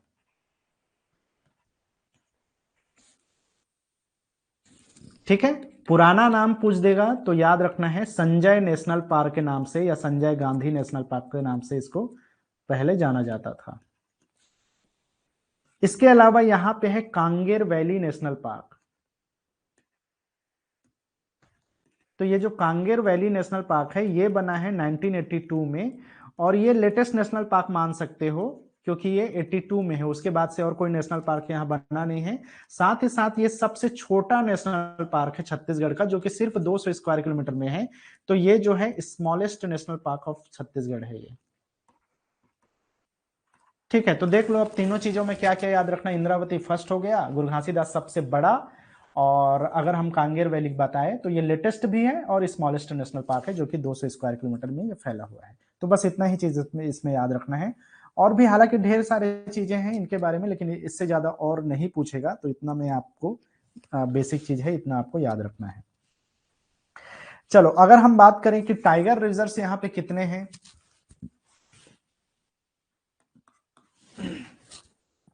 तो देखो यहां पर जो है 3 टाइगर रिजर्व है छत्तीसगढ़ में। एक है आपका वही जो इंद्रावती नेशनल पार्क है, वही यहाँ का एक टाइगर रिजर्व बनाया गया, जो कि पहले क्या होता है जब भी टाइगर रिजर्व बनाना पड़ता है तो वो प्रोजेक्ट टाइगर के अंतर्गत लाया जाता है, जो कि 1972 में शुरू हुआ था। ठीक है, बताया नहीं यार आपको, जो बिगेस्ट या लार्जेस्ट जो डिस्ट्रिक्ट है वो यहाँ का बीजापुर है 8,535 में। और अगर हम बात स्क्वायर किलोमीटर में और स्मॉलेस्ट की बात करें तो नया जो डिस्ट्रिक्ट बना है लेटेस्ट 33वां नंबर का शक्ति, वो है 1632 स्क्वायर किलोमीटर के साथ में सबसे स्मॉलेस्ट डिस्ट्रिक्ट है छत्तीसगढ़ का अकॉर्डिंग टू एरिया। ठीक है, चलो इंद्रावती जो नेशनल पार्क है ये प्रोजेक्ट टाइगर में शामिल हुआ था 1983 में, और ये टाइगर रिजर्व बना है 2009 में। ठीक है, कोई भी जो एरिया है वो डायरेक्टली टाइगर रिजर्व नहीं होता, जनरली उसको प्रोजेक्ट टाइगर के जो एक प्रोजेक्ट चलाया गया था भारत सरकार के द्वारा 1973 में, उस टाइम से जो है उसको प्रोजेक्ट टाइगर में शामिल किया जाता है। तो इंद्रावती नेशनल पार्क को 1983 में शामिल किया गया, 2009 में जो है इसको टाइगर रिजर्व का दर्जा मिला। इसके अलावा यहाँ पे एक है उदयंती और सीता नदी, ये दो जो है बेसिकली वाइल्ड लाइफ सेंचुरीज है, ये छत्तीसगढ़ का वाइल्ड लाइफ सेंचुरीज है ये दोनों। तो इन दोनों के एरिया को मिला करके 2006 में इनको प्रोजेक्ट टाइगर में शामिल किया गया, और 2009 में इनको भी प्रोजेक्ट टाइगर रिजर्व के रूप में अचानक मतलब वो हो गया, मान्यता मिल गया। अचानक मार करके जो एक वो है wild life sanctuary Mungeli district में पड़ता है, तो ये भी जो है 2006 में प्रोजेक्ट टाइगर में शामिल हुआ, 2009 में टाइगर रिजर्व बना 3rd नंबर का। ठीक है, तो आपसे पूछे कि फर्स्ट टाइगर रिजर्व कौन सा, तो इंद्रावती नेशनल पार्क, और लेटेस्ट टाइगर रिजर्व अचानक मार।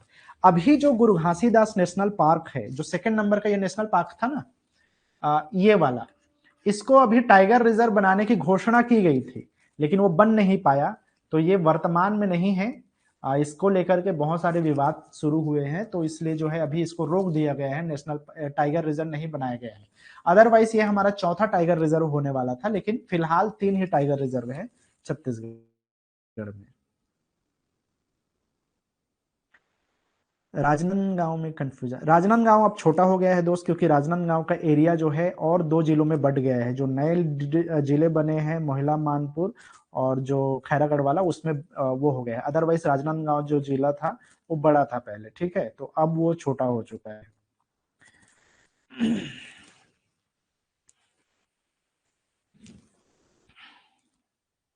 चलो बाकी जो है आपको देखना, इसमें मैं बता रहा था कि जो वाइल्ड लाइफ सेंचुरी है उसमें बहुत सारे हैं। छत्तीसगढ़ में 11 वाइल्ड लाइफ सेंचुरी है एक्चुअल में। तो वाइल्ड लाइफ सेंचुरी का सबका तो आप याद नहीं रख सकते, बस याद रख लेना कि 11 वाइल्ड लाइफ सेंचुरी है छत्तीसगढ़ में। बाई चांस आपसे पूछे कि ओल्डेस्ट कौन सा है, सबसे पुराना जो है वाइल्ड लाइफ सेंचुरी कौन सा है, तो ये एक तो पूछा जा सकता है। तो याद रखना है, जो ये भी मैं सीता नदी का नाम ले रहा था, यही जो सीता नदी है जो एक्चुअल में धमतरी है, ये सबसे पुराना है, जो कि 1974 में बना था। तो एक क्वेश्चन तो ये पूछ सकता है, या लेटेस्ट पूछ सकता है आपसे।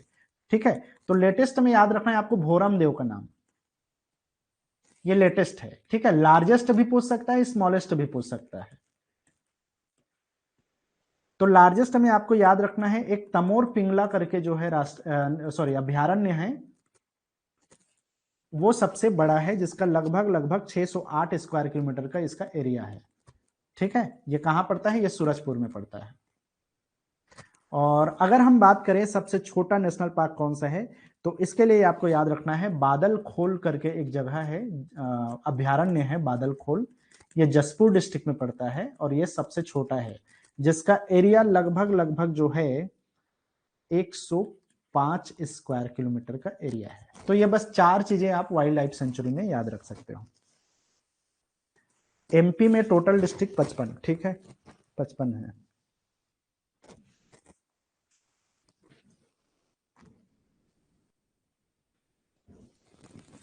अगर बाई चांस पूछे छत्तीसगढ़ में बायोस्फीयर रिजर्व, तो छत्तीसगढ़ में है बायोस्फीयर रिजर्व एकमात्र है, अचानकमार अमरकंटक। अब इसमें कुछ हिस्सेदारी छत्तीसगढ़ का है और कुछ हिस्सेदारी उसका है, मध्य प्रदेश का अमरकंटक वाला क्षेत्र का, ठीक है। तो इसको याद रखना है, बायोस्फीयर रिजर्व या बीएसआर करके भी आप याद रख सकते हो। तो ये जो है 2005 में जो है बायोस्फीयर रिजर्व का है घोषणा किया गया था। वर्तमान में भारत में टोटल 18 बायोस्फीयर रिजर्व हैं, तो इसमें से एक जो है छत्तीसगढ़ में है, जिसमें से ज्यादातर हिस्सा जो है छत्तीसगढ़ के अंतर्गत है और कुछ हिस्सा जो है मध्य प्रदेश के अंतर्गत है। टोटल 3835 स्क्वायर किलोमीटर है। छत्तीसगढ़ में कितना है, तो ये 2610 स्क्वायर किलोमीटर इतना सीजी का है।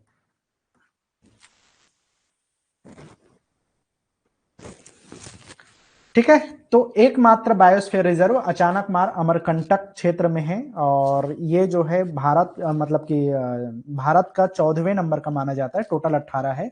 हालांकि देखो छत्तीसगढ़ में एक पहले बायोस्फीयर माना जाता था, कांगेर वैली नेशनल पार्क है ना, उसको पहले बोला जाता था कि ये पहला एशिया का बल्कि पहला बायोस्फीयर रिजर्व है, क्योंकि ये यूनेस्को द्वारा डिक्लेयर किया जाता है बायोस्फीयर रिजर्व। हालांकि वर्तमान में अब वो जो कांगेर वैली है वो बायोस्फीयर रिजर्व नहीं है, ये है अचानकमार अमरकंटक जो कि 2005 में बना है, ठीक है।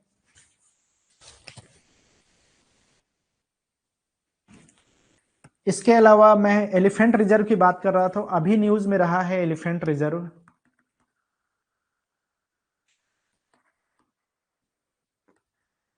तो छत्तीसगढ़ में 2 एलिफेंट रिजर्व है, जिसमें से एक है आपका लेमरू एलिफेंट रिजर्व बोला जाता है, हाथी अभ्यारण्य बोल सकते हो, लेमरू एलिफेंट रिजर्व।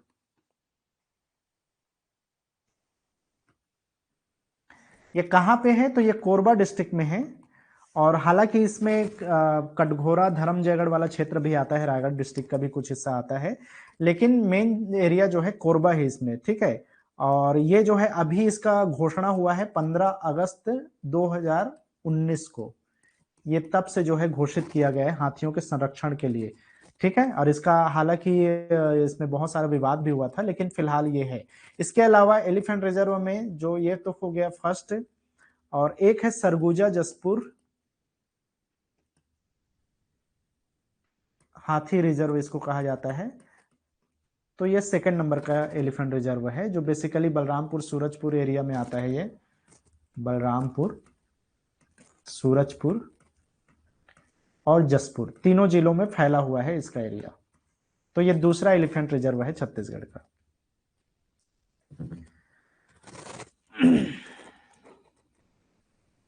हाँ, बादल खोल वाला सब एरिया आता है यार, उसका जो बादल खोल का जो अभ्यारण्य का एरिया है ना, वो सब एरिया इसके अंतर्गत आ जाता है। इस सरगुजा जसपुर जो हाथी रिजर्व है ना, इसके अंतर्गत जैसे तमोर पिंगला का जो एरिया है वो भी इसमें आता है। इसके अलावा जो सेमर सोत करके एक अभ्यारण्य है, वो एरिया भी इसमें आता है, और बादल खोल का भी एरिया इसमें शामिल है, बादल खोल रायगढ़ वाला। तो इसीलिए सॉरी, बादल खोल जसपुर वाला, ठीक है। इसलिए बलरामपुर सूरजपुर का आपका सेमरपोत, सेमरसोत, बलरामपुर का तमोर पिंगला और जसपुर का बादल खोल, ये तीनों अभ्यारण्य का जो है हिस्सा इस एलिफेंट रिजर्व के अंतर्गत आता है।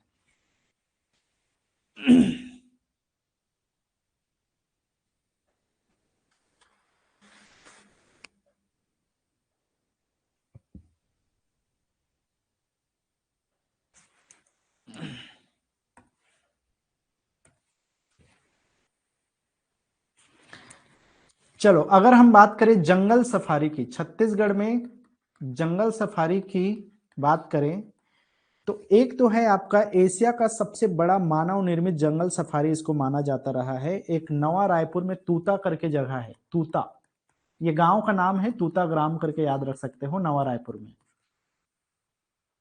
ठीक है, तो ये जंगल सफारी है जो लगभग 200 स्क्वायर किलोमीटर, 200 हेक्टेयर के आस, क्योंकि जंगल सफारी जनरली हेक्टेयर में बोला जाता है।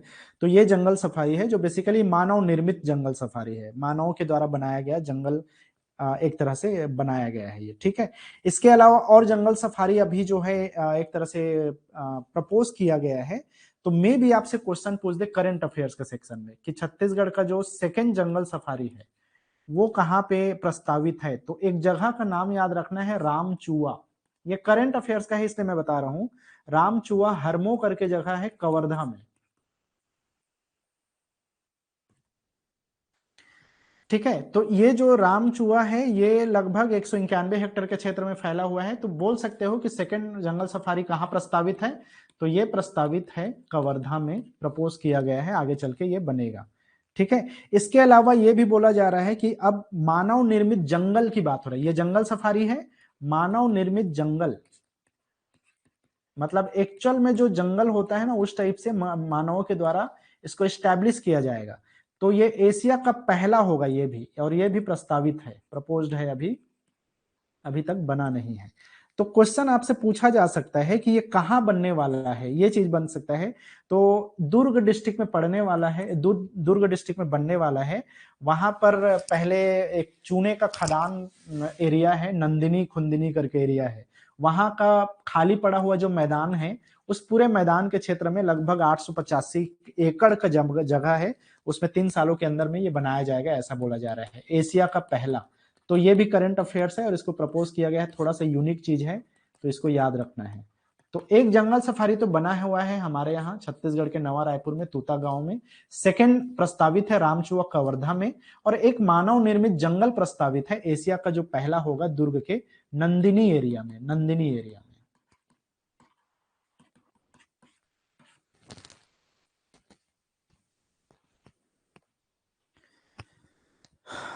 ठीक है,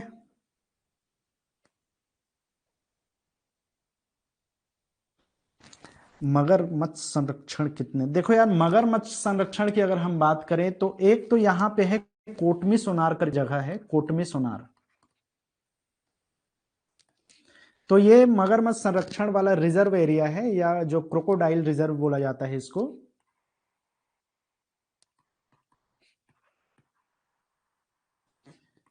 तो ये 2006-7 में बनाया गया है इसको, तब से ये डेवलप हो ही रहा था, लेकिन वर्तमान में जो है ये लगभग डेवलप्ड हो गया है। तो ये जांजगीर चांपा डिस्ट्रिक्ट में पड़ता है, कोटमी सोनार। ठीक है, तो एक तो याद रख सकते हो मगरमच्छ के लिए।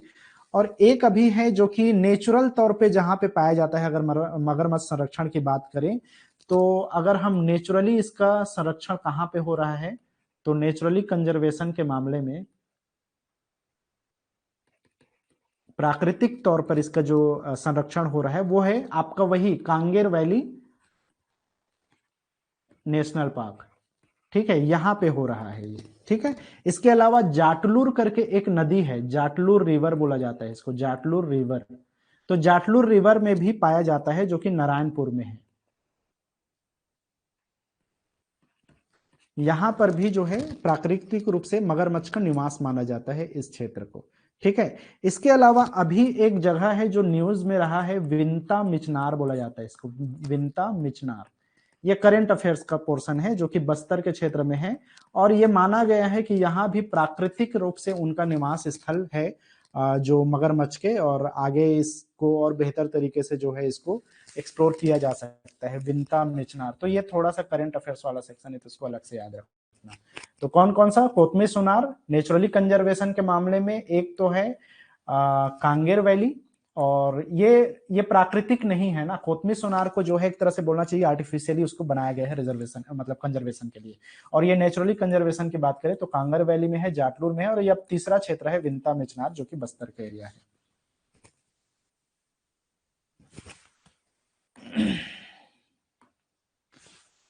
चलो एक चीज है यहाँ पे, जीआई टैग के बारे में किसी ने कल पूछा था, तो उसको थोड़ा सा देख लेना।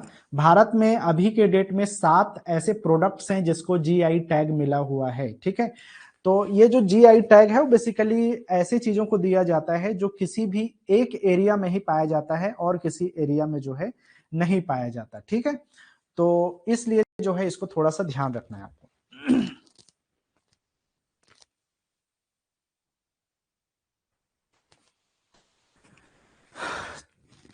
ठीक है, तो बस्तर ढोकरा जो कला है या जो ढोकरा के बारे में, ढोकरा आर्ट जो होता है, वो एरिया है जो कि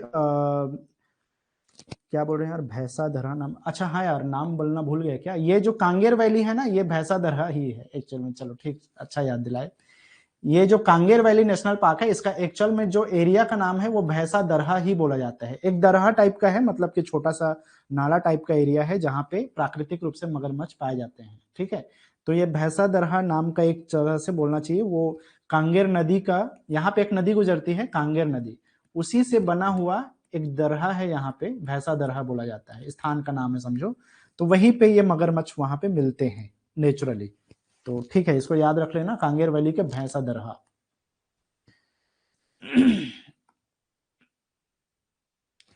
तो जीआई टैग में आपको याद रखना है कुछ ऐसे चीजें हैं जो एक तरह से बोल सकते हो कि ये हस्तशिल्प के कैटेगरी में आता है, ये हस्तशिल्प आर्ट्स के कैटेगरी में आता है या क्राफ्ट के कैटेगरी में आता है, ये हैंड क्राफ्ट, ठीक है। और ये जो है एग्रो प्रोडक्ट्स के अंतर्गत आता है ये। तो अगर हम हैंडक्राफ्ट प्रोडक्ट की बात करें तो वर्तमान में 5 ऐसे प्रोडक्ट्स हैं जिसको छत्तीसगढ़ में जीआई टैग मिला है। बस्तर का जो ढोकरा आर्ट है वो, इवन बस्तर का जो ढोकरा आर्ट है उसका एक लोगो है, उस लोगो को भी जीआई टैग मिला हुआ है। बस्तर का जो कास्ट शिल्पकारी है जिसको वुडन क्राफ्ट कहते हैं, ठीक है, लकड़ी का जो काम किया जाता है वो भी है।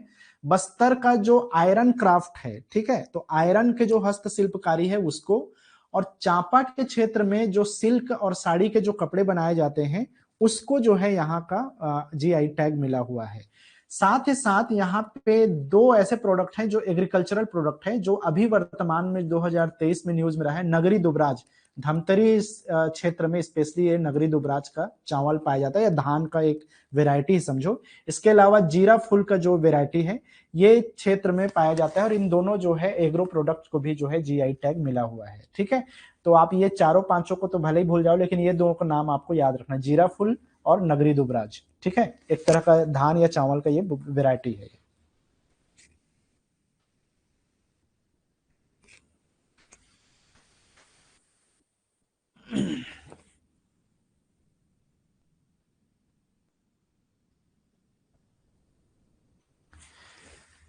चलो इसी में आप याद रख सकते हो यार, मध्य प्रदेश में भी अगर हम जीआई टैग की बात करें तो मध्य प्रदेश में आज के डेट में वर्तमान में टोटल, इसको नए पेज में मैं बता देता हूं,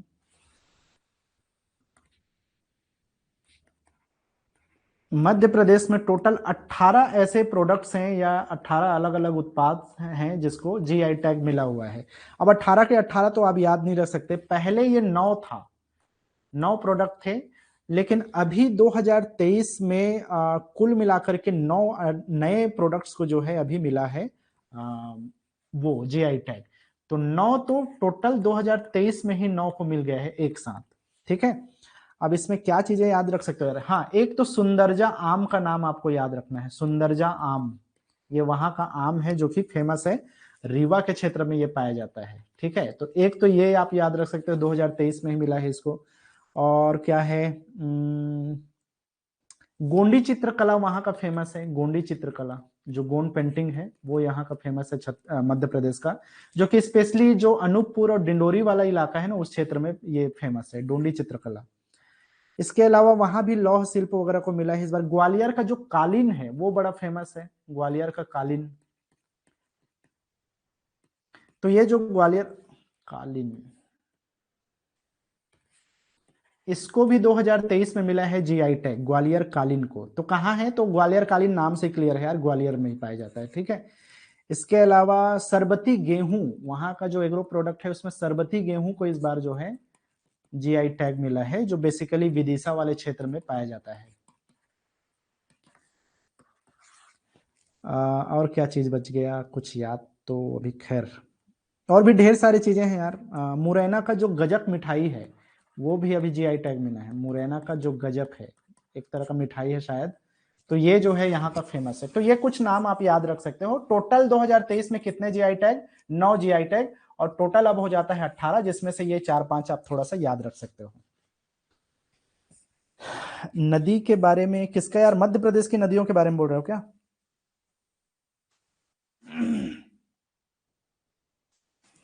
चलो, मध्य प्रदेश का एक तो सबसे पहले मैं आप लोग को थोड़ा सा बता दूं कि इस बार जो है मध्य प्रदेश में टोटल जो है 55 जिले हो गए हैं। तो इसको याद रखना है 53वां जिला कौन सा है। तो मऊगंज का नाम आप लोगों ने सुना होगा, तो ये जो मऊगंज है वो 53वां जिला है। ठीक है। मऊगंज जो है बेसिकली अभी 13 अगस्त 2023 को जारी किया गया है, और ये अब आ गया है 15 अगस्त 2023 से नया जिला के रूप में। अरे यार, 2023। ठीक है। तो मध्य प्रदेश का जो है सीजी का तो बता चुका नदियों के बारे में। एमपी का मैं यार देखो, आज तो मेरे को क्या है ना, मेरा एक फ्रेंड है, चाइल्डहुड फ्रेंड, उसके फादर का थोड़ा देहांत हो गया, तो मैं वहां दिन भर था, तो अभी आया हूँ, और उसका डेटा तैयार नहीं है, नहीं तो आज मध्य प्रदेश का भी कंप्लीट करा दिया रहता। कल मेरा पीएचडी का मेरा एंट्रेंस है, तो वहां मैं जा रहा हूँ, तो हो सकता है कल शाम को मैं आते ही मैं आप लोग को करवा दूंगा। और अगर नहीं करवा पाया तो मैं कल जो है आप लोग को दोपहर तक मध्य प्रदेश का पूरा जो शॉर्ट नोट्स है उसका पीडीएफ बना के आप लोग को सीधे सीधे प्रोवाइड कर दूंगा व्हाट्सएप में, ताकि आप सीधा सीधा उसको याद रख सको। ठीक है। चलो, तो मैं बात कर रहा था इसका मऊगंज जो है 53वां नंबर का जिला बन गया है, और ये रीवा में से कट के बना हुआ है। मतलब रीवा की लगभग 3 तहसीलों को हटा करके मऊगंज बनाया गया है। तो इसका मातृ जिला जो है या मदर डिस्ट्रिक्ट जो है कौन सा है? रीवा है। तो रीवा से हट करके ही या कट करके ही इसको बनाया गया है मऊगंज को नया जिला। ठीक है। जिसमें मऊगंज, हनुमना और नई गढ़ी करके 3 तहसीलों को इसमें बनाया गया है, और मुख्यालय इसका मऊगंज को बनाया गया है। अगर इसके क्षेत्रफल की बात करें तो लगभग लगभग 1866 स्क्वायर किलोमीटर एरिया जो है इसमें अंतर्गत आएगा। 1866।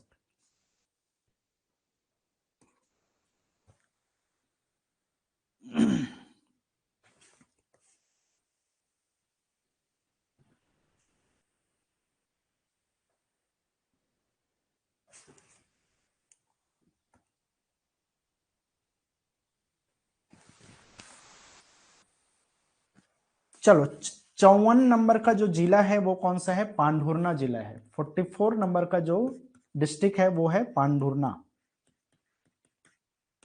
तो पांढुर्ना जो डिस्ट्रिक्ट है ये 54वां नंबर का है। अब इसमें याद रखना है आपको, ये भी 13 अगस्त को, ये 13 अगस्त को एक्चुअल में बना है, और अच्छा सॉरी 15 अगस्त को, 13 अगस्त को इसको वो नोटिफिकेशन जारी किया गया, और 15 अगस्त को ये भी बना है। तो ये 15 अगस्त 2023 में जो है अस्तित्व में आया है। तो ये 54 नंबर का हो गया।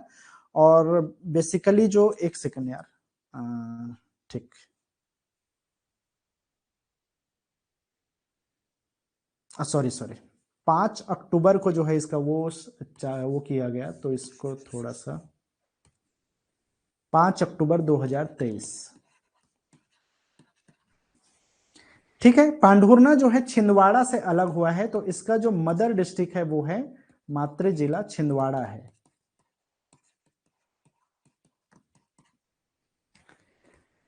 इसके अंतर्गत जो है एक सौसर वाला इलाका है और पांढुर्ना वाला इलाका है, उन तहसीलों को जो है मिला करके नया इसको बनाया गया है, और वर्तमान में जो है देखना चाहिए तो ये मध्य प्रदेश का 54वां जिला बन चुका है। ठीक है। कहां से अलग हुआ है? छिंदवाड़ा डिस्ट्रिक्ट से अलग हुआ है। अगर हम बात करें लेटेस्ट जो यहाँ का वो है उसको, ये मैहर डिस्ट्रिक्ट जो है यहाँ का 55वां जिला है, और ये भी हालांकि 5 अक्टूबर को ही है, लेकिन ये लेटेस्ट माना जाएगा। सबसे नया जिला जो है मैहर है। अब मैहर कहाँ से अलग हुआ है? तो ये सतना का ही पार्ट था, तो सतना जिला को तोड़ करके या 17 जिला को अलग करके बनाया गया है। तो इसका जो मदर डिस्ट्रिक्ट है वो कौन सा है? सतना है। ठीक है। तो ये नए जो जिले हैं इसको याद रखना है। कुल मिलाकर के मध्य प्रदेश में अब 55 डिस्ट्रिक्ट हो चुके हैं।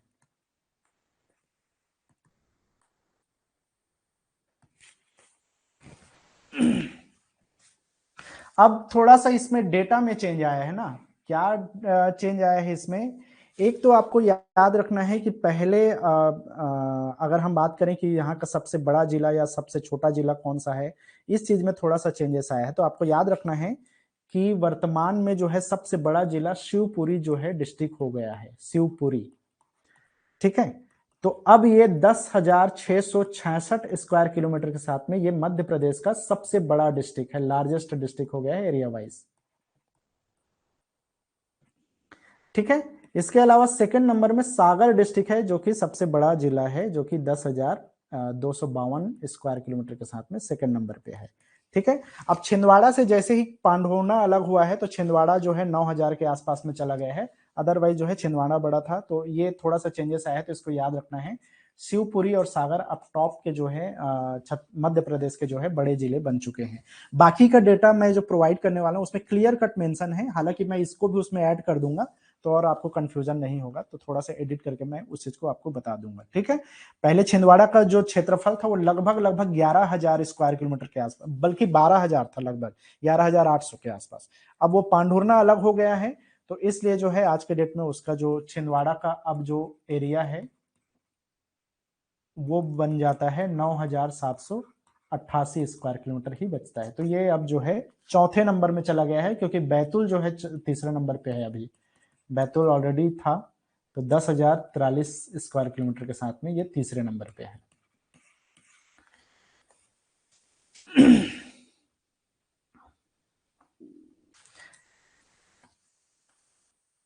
चलो अब वन लाइनर के रूप में मैं छत्तीसगढ़ की कुछ चीजें बता दूं। छत्तीसगढ़ का सरदार पटेल कहा जाता है ठाकुर प्यारेलाल को। अब ये देखो वन लाइनर के फॉर्म में है, और इस तरह के क्वेश्चन अमूमन एग्जाम वगैरह में पूछा जाता है।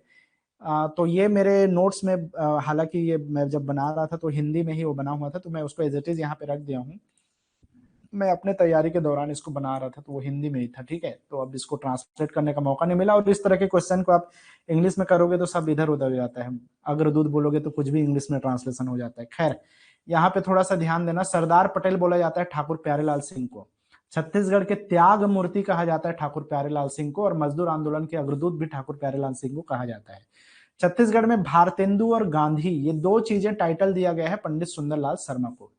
छत्तीसगढ़ का भारतेंदु भी और छत्तीसगढ़ के गांधी भी, किनको? पंडित सुंदरलाल शर्मा को।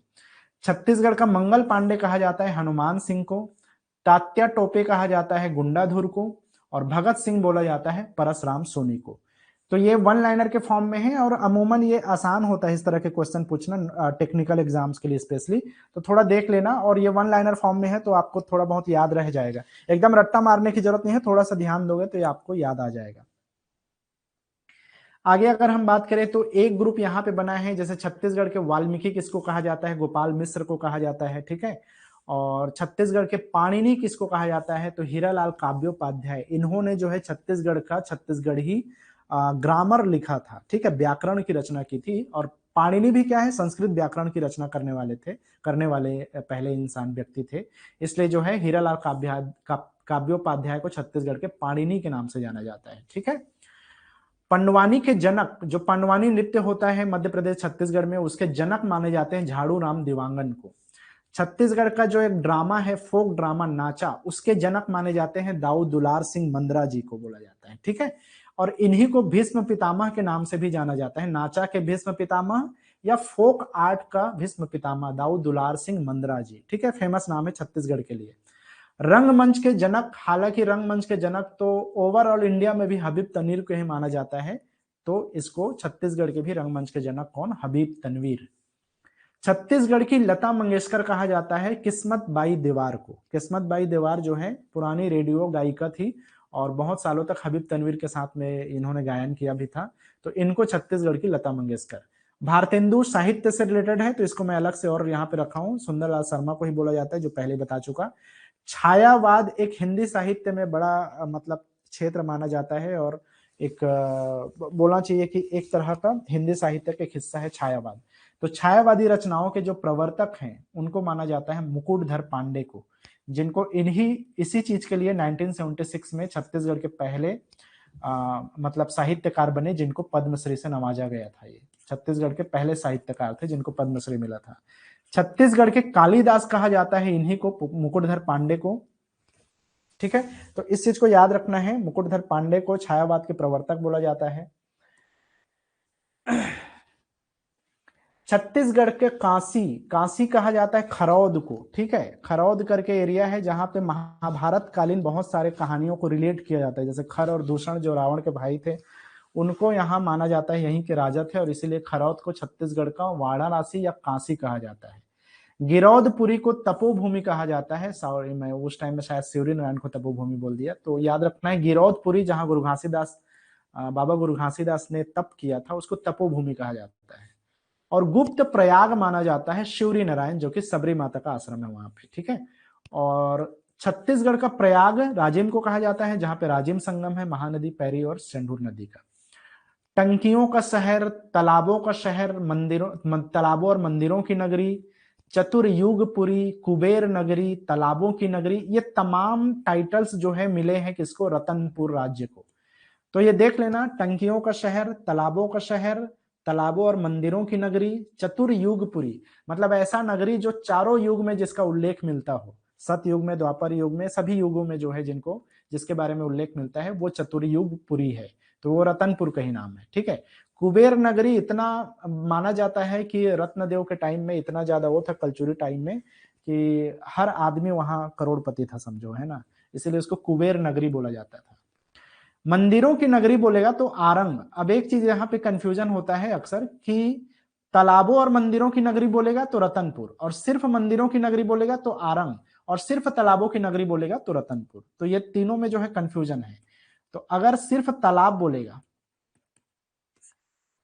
तो रतनपुर, ठीक है, और सिर्फ मंदिरों की नगरी बोलेगा तो आरंग, और अगर इन दोनों को मिला दिया जाए तो हो जाएगा रतनपुर, ठीक है। छत्तीसगढ़ का देवी धाम, देवी धाम बोला जाता है खल्लारी को, और चौराहों का नगरी माना जाता है जगदलपुर को, ठीक है। रुद्र प्रताप देव करके एक राजा थे काकतीय डायनेस्टी के, उनका जब टाइम था तो उन्होंने जगदलपुर में ढेर सारे चौराहे बनाए थे, इसीलिए जो है चौराहों का नगर बन गया जगदलपुर, ठीक है। आगे है यहाँ पे छत्तीसगढ़ की न्यायधानी, जस्टिस कैपिटल माना जाता है या जजमेंट कैपिटल माना जाता है बिलासपुर को, ठीक है, जहां पे हाई कोर्ट है छत्तीसगढ़ का। ज्ञान राजधानी, ठीक है, एक नॉलेज कैपिटल बोलना चाहिए, तो उनको इसको बोला जाता है भिलाई को, जहां पे आईआईटी है आज के डेट में, ठीक है। ऊर्जा राजधानी जहां पे एनटीपीसी है तो माना जाता है कोरबा को ऊर्जा राजधानी, ठीक है, energy state, sorry energy capital.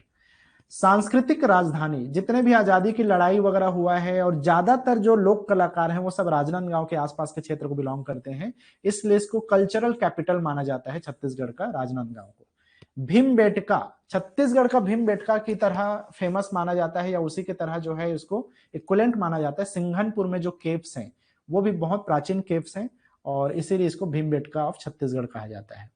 Bhoram देव का जो टेम्पल का स्टाइल है, उसका जो शैली है निर्माण का, वो जो है खजुराहो से मिलता जुलता शैली है, इसीलिए भोरम देव को छत्तीसगढ़ का खजुराहो भी बोल दिया जाता है। छत्तीसगढ़ में जो सीता बेंगरा गुफा है वो अजंता गुफा से रिलेटेड है, इसलिए इसको मतलब कि उसी की तरह जो है उसका कंदराएं हैं, तो इसलिए सीता बेंगरा की जो गुफा है उसको अजंता गुफा ऑफ छत्तीसगढ़ कहा जाता है। ये कहाँ है, सरगुजा में।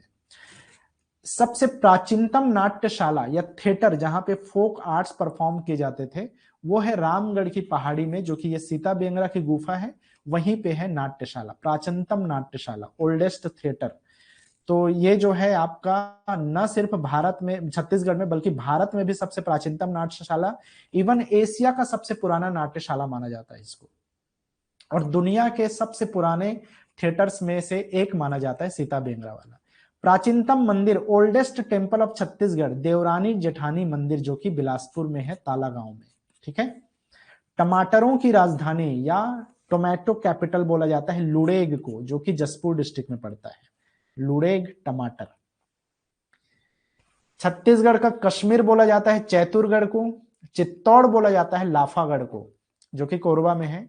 शिमला कहा जाता है मैन पाट को, छत्तीसगढ़ का शिमला, छत्तीसगढ़ की छोटी तिब्बत, क्योंकि जब 1962 में लड़ाई हुआ था भारत चाइना का, तो उस टाइम में जो जितने तिब्बती लोग हैं निर्वासित, उनको मैन पाट में लाके बसाया गया था। तो आज के डेट में वहां पे बहुत सारे जो तिब्बतन्स हैं वो पाए जाते हैं, इसीलिए इनको जो है छत्तीसगढ़ का छोटी तिब्बत कहा जाता है मैन पाट को। छत्तीसगढ़ का चेरा पूंजी, जहां पे सबसे ज्यादा बारिश का रिकॉर्ड हुआ था, 187 सेंटीमीटर बारिश, ठीक है। तो ये रिकॉर्डेड बारिश है, वो अबुझमाड़ की पहाड़ी है नारायणपुर में, वहां होता है, इसीलिए इसको छत्तीसगढ़ का चेरापूंजी कहा जाता है। छत्तीसगढ़ में फूलों की घाटी, वैली ऑफ फ्लावर्स कहा जाता है केशकाल वैली को, जो कि कोंडागांव डिस्ट्रिक्ट में है। इसके अलावा एक रिसेंटली एक क्वेश्चन पूछ दिया था और उसमें आंसर लिया था लोरो घाटी, जो कि एक वैली है जसपुर क्षेत्र में। तो अब दिक्कत ये था कि इसमें बहुत सारे लोगों ने इसमें वो आपत्ति या ऑब्जेक्शन लगाया था, लेकिन अब ये नया क्वेश्चन ही बन गया समझो। हालांकि सही भी है कि जसपुर में भी एक लोरो वैली है जो फूलों के लिए प्रसिद्ध है, लेकिन अगर क्वेश्चन में फूलों की वैली करके पूछेगा तो केशकाल वैली, और फूलों के लिए फेमस बोलेगा, फेमस फॉर फ्लावर्स बोलेगा तो लोरो वैली। साल जो फॉरेस्ट है, साल जो एक ट्री है हमारे छत्तीसगढ़ का स्टेट ट्री है, उसके लिए फेमस है बस्तर, इसीलिए उसको साल वनों का आइलैंड माना जाता है बस्तर को। यहाँ एक आंदोलन हुआ था जिसको कंडेल नहर सत्याग्रह बोला जाता है अंग्रेजों के टाइम में 1920 में। तो उस कंडेल नहर सत्याग्रह को जो बारदोली आंदोलन हुआ था उससे रिलेट किया जाता है, इसीलिए छत्तीसगढ़ का बारदोली आंदोलन कंडेल नहर सत्याग्रह को कहा जाता है। चलो, छत्तीसगढ़ का पहला कॉलेज है छत्तीसगढ़ कॉलेज रायपुर। छत्तीसगढ़ का पहला मेडिकल कॉलेज कहाँ है, तो रायपुर में ही है, Pandit Jawaharlal Nehru memorial medical college है रायपुर में, 1963 में बना था। ओवरऑल छत्तीसगढ़ का फर्स्ट यूनिवर्सिटी है, पहला यूनिवर्सिटी है इंदिरा कला एवं संगीत विश्वविद्यालय। अब इसको थोड़ा सा ध्यान रखना है, पहले जो है जब खैरागढ़ जो डिस्ट्रिक्ट है वो नहीं बना था, तब तक ये राजनांदगांव के एरिया में आता था। अब ये खैरागढ़ छुई खदान गंडई जो नया डिस्ट्रिक्ट बना है उसके अंडर में आता है इंदिरा कला संगीत विश्वविद्यालय। तो बाई चांस आपसे पूछ देगा, बताइए कि छत्तीसगढ़ का पहला विश्वविद्यालय कौन से जिले में है। राजनांदगांव जरूर उसमें ऑप्शन में रहेगा, या मोहला मानपुर भी रहेगा, खैरागढ़ छुई खदान और गंडई भी रहेगा। तो याद रखना है कि अब ये केसीजी में आता है, खैरागढ़ छुई खदान गंडई डिस्ट्रिक्ट में, ठीक है। अगर हम ओवरऑल विश्वविद्यालय की बात करें, एजुकेशनल जो सामान्य विश्वविद्यालय है वो पंडित रविशंकर विश्वविद्यालय है। प्रथम विश्वविद्यालय ये एक्चुअल में एक आर्ट विश्वविद्यालय है, मतलब कि ये भारत का भी बल्कि पहला विश्वविद्यालय था जो म्यूजिक से रिलेटेड था। लेकिन जो ये बीए बीएससी ये बीकॉम वगैरह जो होता है ना, उसके लिए सामान्य शिक्षा जिसको बोलते हैं, उसके लिए पहला विश्वविद्यालय रविशंकर विश्वविद्यालय है, जो उसके लगभग 8 साल बाद में बना है। अगर हम प्राइवेट यूनिवर्सिटी की बात करें तो यहाँ 2002 में एक पहला यूनिवर्सिटी बना प्राइवेट सेक्टर का, वो है महर्षि यूनिवर्सिटी, मंगला बिलासपुर में है। छत्तीसगढ़ का सबसे ओल्डेस्ट आईटीआई की बात करें अगर हम, तो ये कोनी करके एरिया है बिलासपुर में, जो कि 1904 में बना है। इनफैक्ट कई जगह इसमें रिकॉर्ड में पाया गया है कि ये पूरे एशिया का पहला जो है ये आईटीआई माना जाता है। चलो, कुछ चीजें और बच गया, मैं थोड़ा जल्दी से एक्सप्लेन कर दूं। छत्तीसगढ़ की प्राचीन भाषा कोसली बोला जाता है, क्योंकि छत्तीसगढ़ को पहले कोसल कहा जाता था, तो इसलिए यहाँ की जो भाषा थी वो कोसली। छत्तीसगढ़ में आज की डेट में सबसे ज्यादा छत्तीसगढ़ी बोली जाती है। अगर हम ट्राइबल डायलेक्ट्स की बात करें या ट्राइबल जनजातीय बोली की बात करें, तो हल्बी बोली है जो छत्तीसगढ़ में ज्यादा बोली जाती है। बेसिकली हल्बी को यहाँ का संपर्क भाषा माना जाता है, जो छत्तीसगढ़ में जो आदिवासी इलाका है उसको जोड़ने का काम करता है। ज्यादातर आदिवासियों को हल्बी जो भाषा है वो पता होता है, तो इसीलिए इसको इस क्वेश्चन को यहां से हटा दो। बेसिकली इस लाइन में देखो, बस्तर अंचल की संपर्क भाषा या छत्तीसगढ़ की संपर्क भाषा करके हल्बी बोली को याद रखना है। जसपुर के एरिया में जो सबसे ज्यादा बोली जाती है वो बोली का बोला जाता है सदरी। उरांव जनजाति के ये जो कुरुख बोली है, इसको लेकर बहुत बार क्वेश्चन रिपीट हुआ है, तो इसको याद रखना है। उरांव लोग कुरुख बोली बोलते हैं, ठीक है। बस्तर में और ढेर सारी बोलियां हैं, जैसे गोंडी बोली, हल्बी, भतरी, दोरली, ये सारी जो भाषाएं हैं, बोलियां हैं, वो बोली जाती है।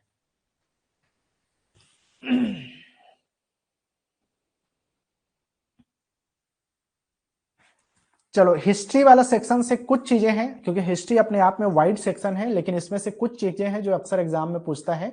छत्तीसगढ़ का पहला रीजनल डायनेस्टी क्षेत्रीय राजवंश, ठीक है। तो रीजनल डायनेस्टी एरिया में उनका राज्य रहता है, तो ये वंश बोला जाता है, राजर्षि तुल्य वंश। ये आरंग के क्षेत्र में रूल करते थे, तो इसके रूलर्स जो है यहाँ के पहले डायनेस्टी थे छत्तीसगढ़ के, राजर्षि तुल्य वंश। कलचुरी शासक में पहला जो नाम है वो याद रखना है, कलिंग राज। ये छत्तीसगढ़ में पहले कलचुरी डायनेस्टी के रूलर थे, जिनका नाम है कलिंग राज। ये तुम्माड़ के क्षेत्र को अपना कैपिटल बनाए थे। तुम्माड़ आज का कोरबा एरिया में आता है। ये पहला मराठा, क्योंकि छत्तीसगढ़ मराठों के अधीन भी आया, तो पहला मराठा जो रूलर बना उसका नाम था बिंबाजी भोसले, जो कि रतनपुर को अपना कैपिटल बनाया था जब ये राजा बने थे, यहाँ के शासक बने थे। मराठों ने क्या है, सूबेदारों के माध्यम से जो है अपना रूल करना शुरू किया बाद में। तो उन्होंने सूबेदारों की नियुक्ति की, अलग अलग सूबेदारों को यहाँ पे भेजा राज करने के लिए, और वो खुद नागपुर में रहते थे, है ना। तो पहला मराठा सूबेदार हुआ, उसका नाम है महिपत राव दिनकर, जिसने अगेन राजधानी रतनपुर को ही बनाया था। बाद में जब अंग्रेजों के अधीन आ गए छत्तीसगढ़, तो पहला यहाँ पे अधीक्षक भेजा गया, ठीक है। तो ये जो पहला ब्रिटिश अधीक्षक था उसका नाम है, या सुपरिटेंडेंट बोलना चाहिए, तो फर्स्ट ब्रिटिश सुपरिटेंडेंट था कैप्टन एडमंड। इसने भी रतनपुर को ही अपना कैपिटल बनाया था, ठीक है। उसके बाद में आया पहला डिप्टी कमिश्नर। जब 1857 की क्रांति हो गई और उसके बाद में जो सिनेरियो हुआ, उसके बाद में अलग अलग डिप्टी कमिश्नर क्षेत्र यहाँ पे लाए गए, ठीक है, कमिश्नर बनाए गए। तो पहला डिप्टी कमिश्नर बने थे चार्ल्स सी इलियट, इसका नाम था, और इसने बनाया था रायपुर को अपनी राजधानी। छत्तीसगढ़ में वैसे तो ज्यादातर राजा ही हुए हैं, लेकिन जो एकमात्र या पहली जो शासिका मानी जाती है या रानी मानी जाती है, वो थी प्रफुल्ल कुमारी देवी, ठीक है। तो प्रफुल्ल कुमारी देवी छत्तीसगढ़ की एकमात्र महिला शासिका मानी जाती है, या महिला शासक मानी जाती है।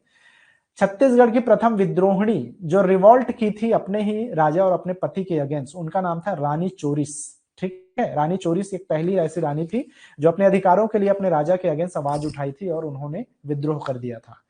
छत्तीसगढ़ का पहला जो ट्राइबल रिवॉल्ट था वो था हल्बा रिवॉल्ट, जो कि 1774 में शुरू हुआ था। तो ये कुछ चीजें हैं जो हिस्ट्री से अमूमन बार बार रिपीट होता है, तो यहाँ पे इसको याद रखना है इन चीजों को, ठीक है। इसके अलावा है पहला जंगल सत्याग्रह, फॉरेस्ट जो सत्याग्रह हुए आजादी के लड़ाई के समय में, स्पेशली जब महात्मा गांधी का टाइम था।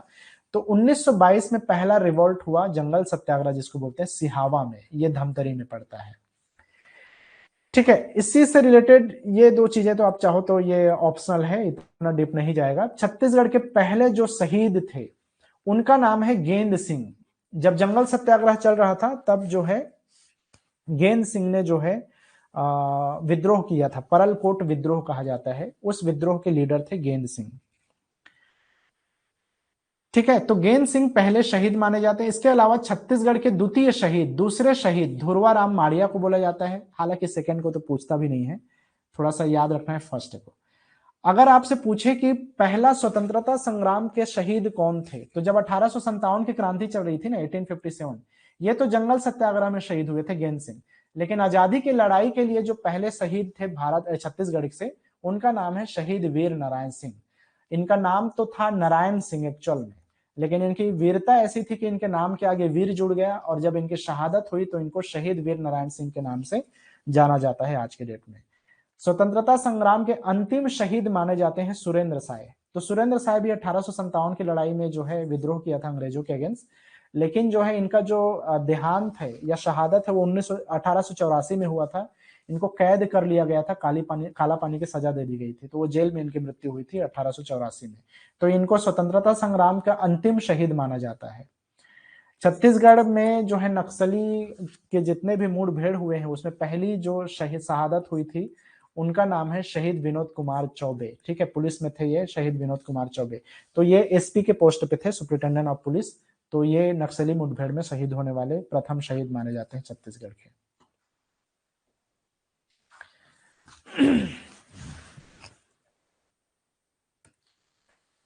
चलो ये वाला सेक्शन में ऑलरेडी आप लोग को ये सब रिपीट होगा, तो इसको मैं छोड़ रहा हूँ क्योंकि ये गोरलाटा और ये जो अबूझमाड़ वगैरह है ये सब रिपीट होगा। तो एक बार आप चाहो तो इसको देख लेना बाद में, है ना, मैं इसका पीडीएफ दे दूंगा। तो राष्ट्रीय उद्यान वाला सेक्शन भी हम कवर कर चुके हैं, ये सारा चीज वही चीज है जो मैं अभी पढ़ाया हूँ, तो इसको वन लाइनर फॉर्म में मैं दे दिया हूँ, इसको एक बार देख लेना आप लोग, ठीक है। इसके अलावा जीवन रेखा वाली बात भी सब नदियों के बारे में है, ये सारा चीज भी मैं ऑलरेडी बता चुका हूँ। तो ये सब वही चीजें हैं जो मैं अभी रिपीट किया हूँ वन लाइनर के फॉर्म में, आप चाहो तो इसको भी देख लेना। इसके अलावा हाँ ये वाला सेक्शन है, छत्तीसगढ़ का पहला इंडस्ट्री कौन सा है, तो इसको बोला जाता है बीएनसी मिल राजनांदगांव। तो ये 1892 में लगाया गया पहला उद्योग माना जाता है छत्तीसगढ़ का, इसको बीएनसी मिल के नाम से जाना जाता था। हालांकि इसको पहले सेंट्रल प्रोविंस मिल कहा जाता है, सीपी मिल्स बोला जाता था, बाद में इसको बीएनसी मिल कहा गया। पहला जूट मिल जो है मोहन जूट मिल, जो कि 1935 में रायगढ़ में बना था, यह पहला जूट कारखाना था। एशिया का सबसे बड़ा इस्पात संयंत्र स्टील प्लांट कौन सा है, तो आज के डेट में भी देखो तो भिलाई स्टील प्लांट एशिया का सबसे बड़ा जो है स्टील प्लांट माना जाता है प्रोडक्शन के मामले में। पहला सीमेंट कारखाना छत्तीसगढ़ का एसीसी सीमेंट बोला जाता है, इसको जामुल दुर्ग में है, जो कि 1965 में बना था। शक्कर कारखाना जो है भोरम देव शक्कर कारखाना है, जो कि कवर्धा में 2002 में बना। वर्तमान में एशिया का सबसे बड़ा स्पंज आयरन बनाने वाला या प्रोडक्ट्स प्रोड्यूस करने वाला जो स्टील प्लांट है उसका नाम है जिंदल स्टील पावर लिमिटेड, जो कि रायगढ़ का स्टील प्लांट है। ठीक है, इसके अलावा शिवा काशी जो स्पेशली जाना जाता है पटाखों और उसके लिए दिया सलाई वगैरह बनाने के लिए, तो ये बिलासपुर इस क्षेत्र में छत्तीसगढ़ में फेमस है, इसलिए छत्तीसगढ़ का शिवा काशी बिलासपुर को बोला जाता है। जैसा कि मैं बताया, कोसा बुनाई या कपड़ों के लिए फेमस है चांपा। और जल विद्युत पहला जो है मिनी माता जलाशय परियोजना, जो बेसिकली जो है 1990 में बना था, ये हसदेव प्रोजेक्ट के अंतर्गत ही आता है, जहां पे 120 मेगावाट जो है इलेक्ट्रिसिटी जनरेट किया जाता था। तो ये पहला है छत्तीसगढ़ का, जो कि हाइडल प्रोजेक्ट के अंतर्गत आता है, 1990 में बना ये। ठीक है, तो आज के लिए इतना ही। आई होप ये थोड़ा बहुत आप लोग के लिए हेल्पफुल रहेगा। अगर इतना भी आप किए हो गए तो इसके आसपास का ज्यादातर कुछ क्वेश्चन करेगा छत्तीसगढ़ में, तो आप अटेम्प्ट कर सकते हो। थोड़ा चांस रहेगा कि आप अटेम्प्ट कर पाओ, और बेहतर होगा कि एक दो क्वेश्चन भी यहाँ से बने तो आप लोग के लिए बेनिफिशियल होगा। ठीक है, अदरवाइज आप ठीक ठीक ध्यान दोगे तो सारा क्वेश्चन इसी से मिलता जुलता इसके आसपास की चीजें ही पूछा जाएगा। ठीक है, तो ऑल द बेस्ट। मैं कोशिश करूंगा जितना जल्दी हो सके एमपी का पीडीएफ आप लोग को प्रोवाइड कर दूं, और अगर नहीं हो पाया तो मैं कल दोपहर में आप लोग को उसको दे दूंगा, मतलब उसको क्लास ले लूंगा, या फिर मैं पीडीएफ तो प्रोवाइड कर दूंगा। ठीक है, या हो सकता है मैं पीडीएफ ऑलरेडी प्रोवाइड कर दूं, उसको एक्सप्लेन करने के लिए कल के लोगों के पास, जिसके मेरे पास भी टाइम होगा, तो क्लास अटेम्प्ट कर लेना अगर मैं आ पाऊँ तो। ठीक है, अदरवाइज पीडीएफ मैं जितना जल्दी हो सके आप लोग को दे दूंगा। तो चलो अभी के लिए इतना ही, 11:30 बज गया। All the best, good night.